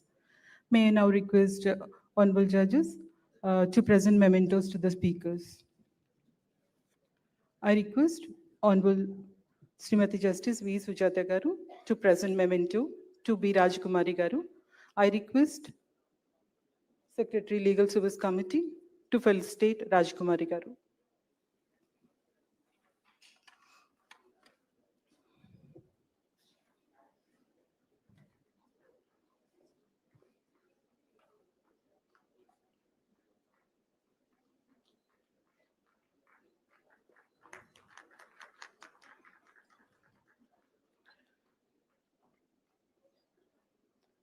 I request Director of AP Judicial Academy to present to felicitate Veerapanyan Garu, and I request Honorable Srimati Justice V. Sujata Garu to present memento to Veerapanyan Garu.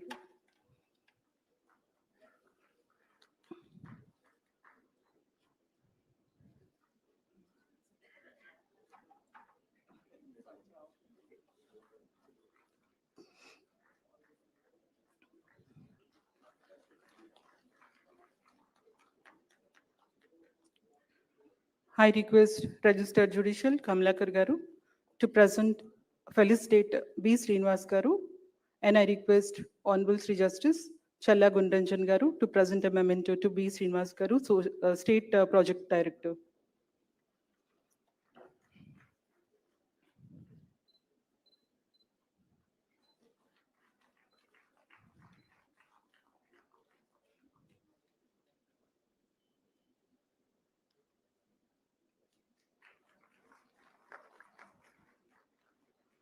I request Registered Protocol Raghav Swami Garu to felicitate Teja Chakravarti Garu, and I request Honorable Sri Justice Challa Gundanjan Garu to present a memento to Teja Chakravarti Garu.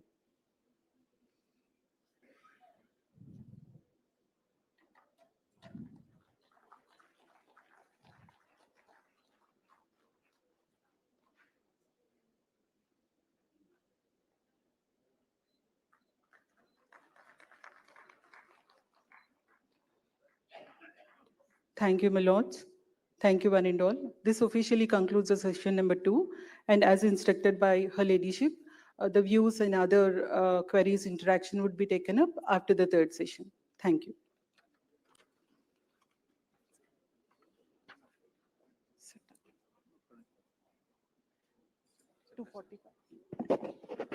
Next session. Next session would commence sharp at 2:45. Respected participants, lunch is arranged and the Honorable High Court judges and IAS officers and principal district judges are to take lunch on the left side of this conference hall, and the remaining judicial officers on the rear side of the hall. Please join the lunch.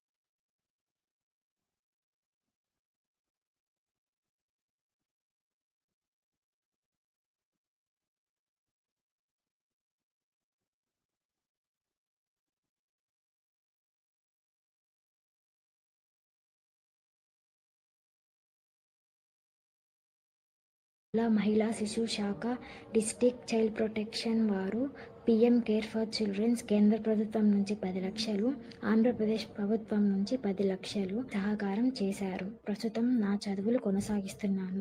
నేను BTech second year చదువుతున్నాను. Extending support to 31,736 children from underprivileged families who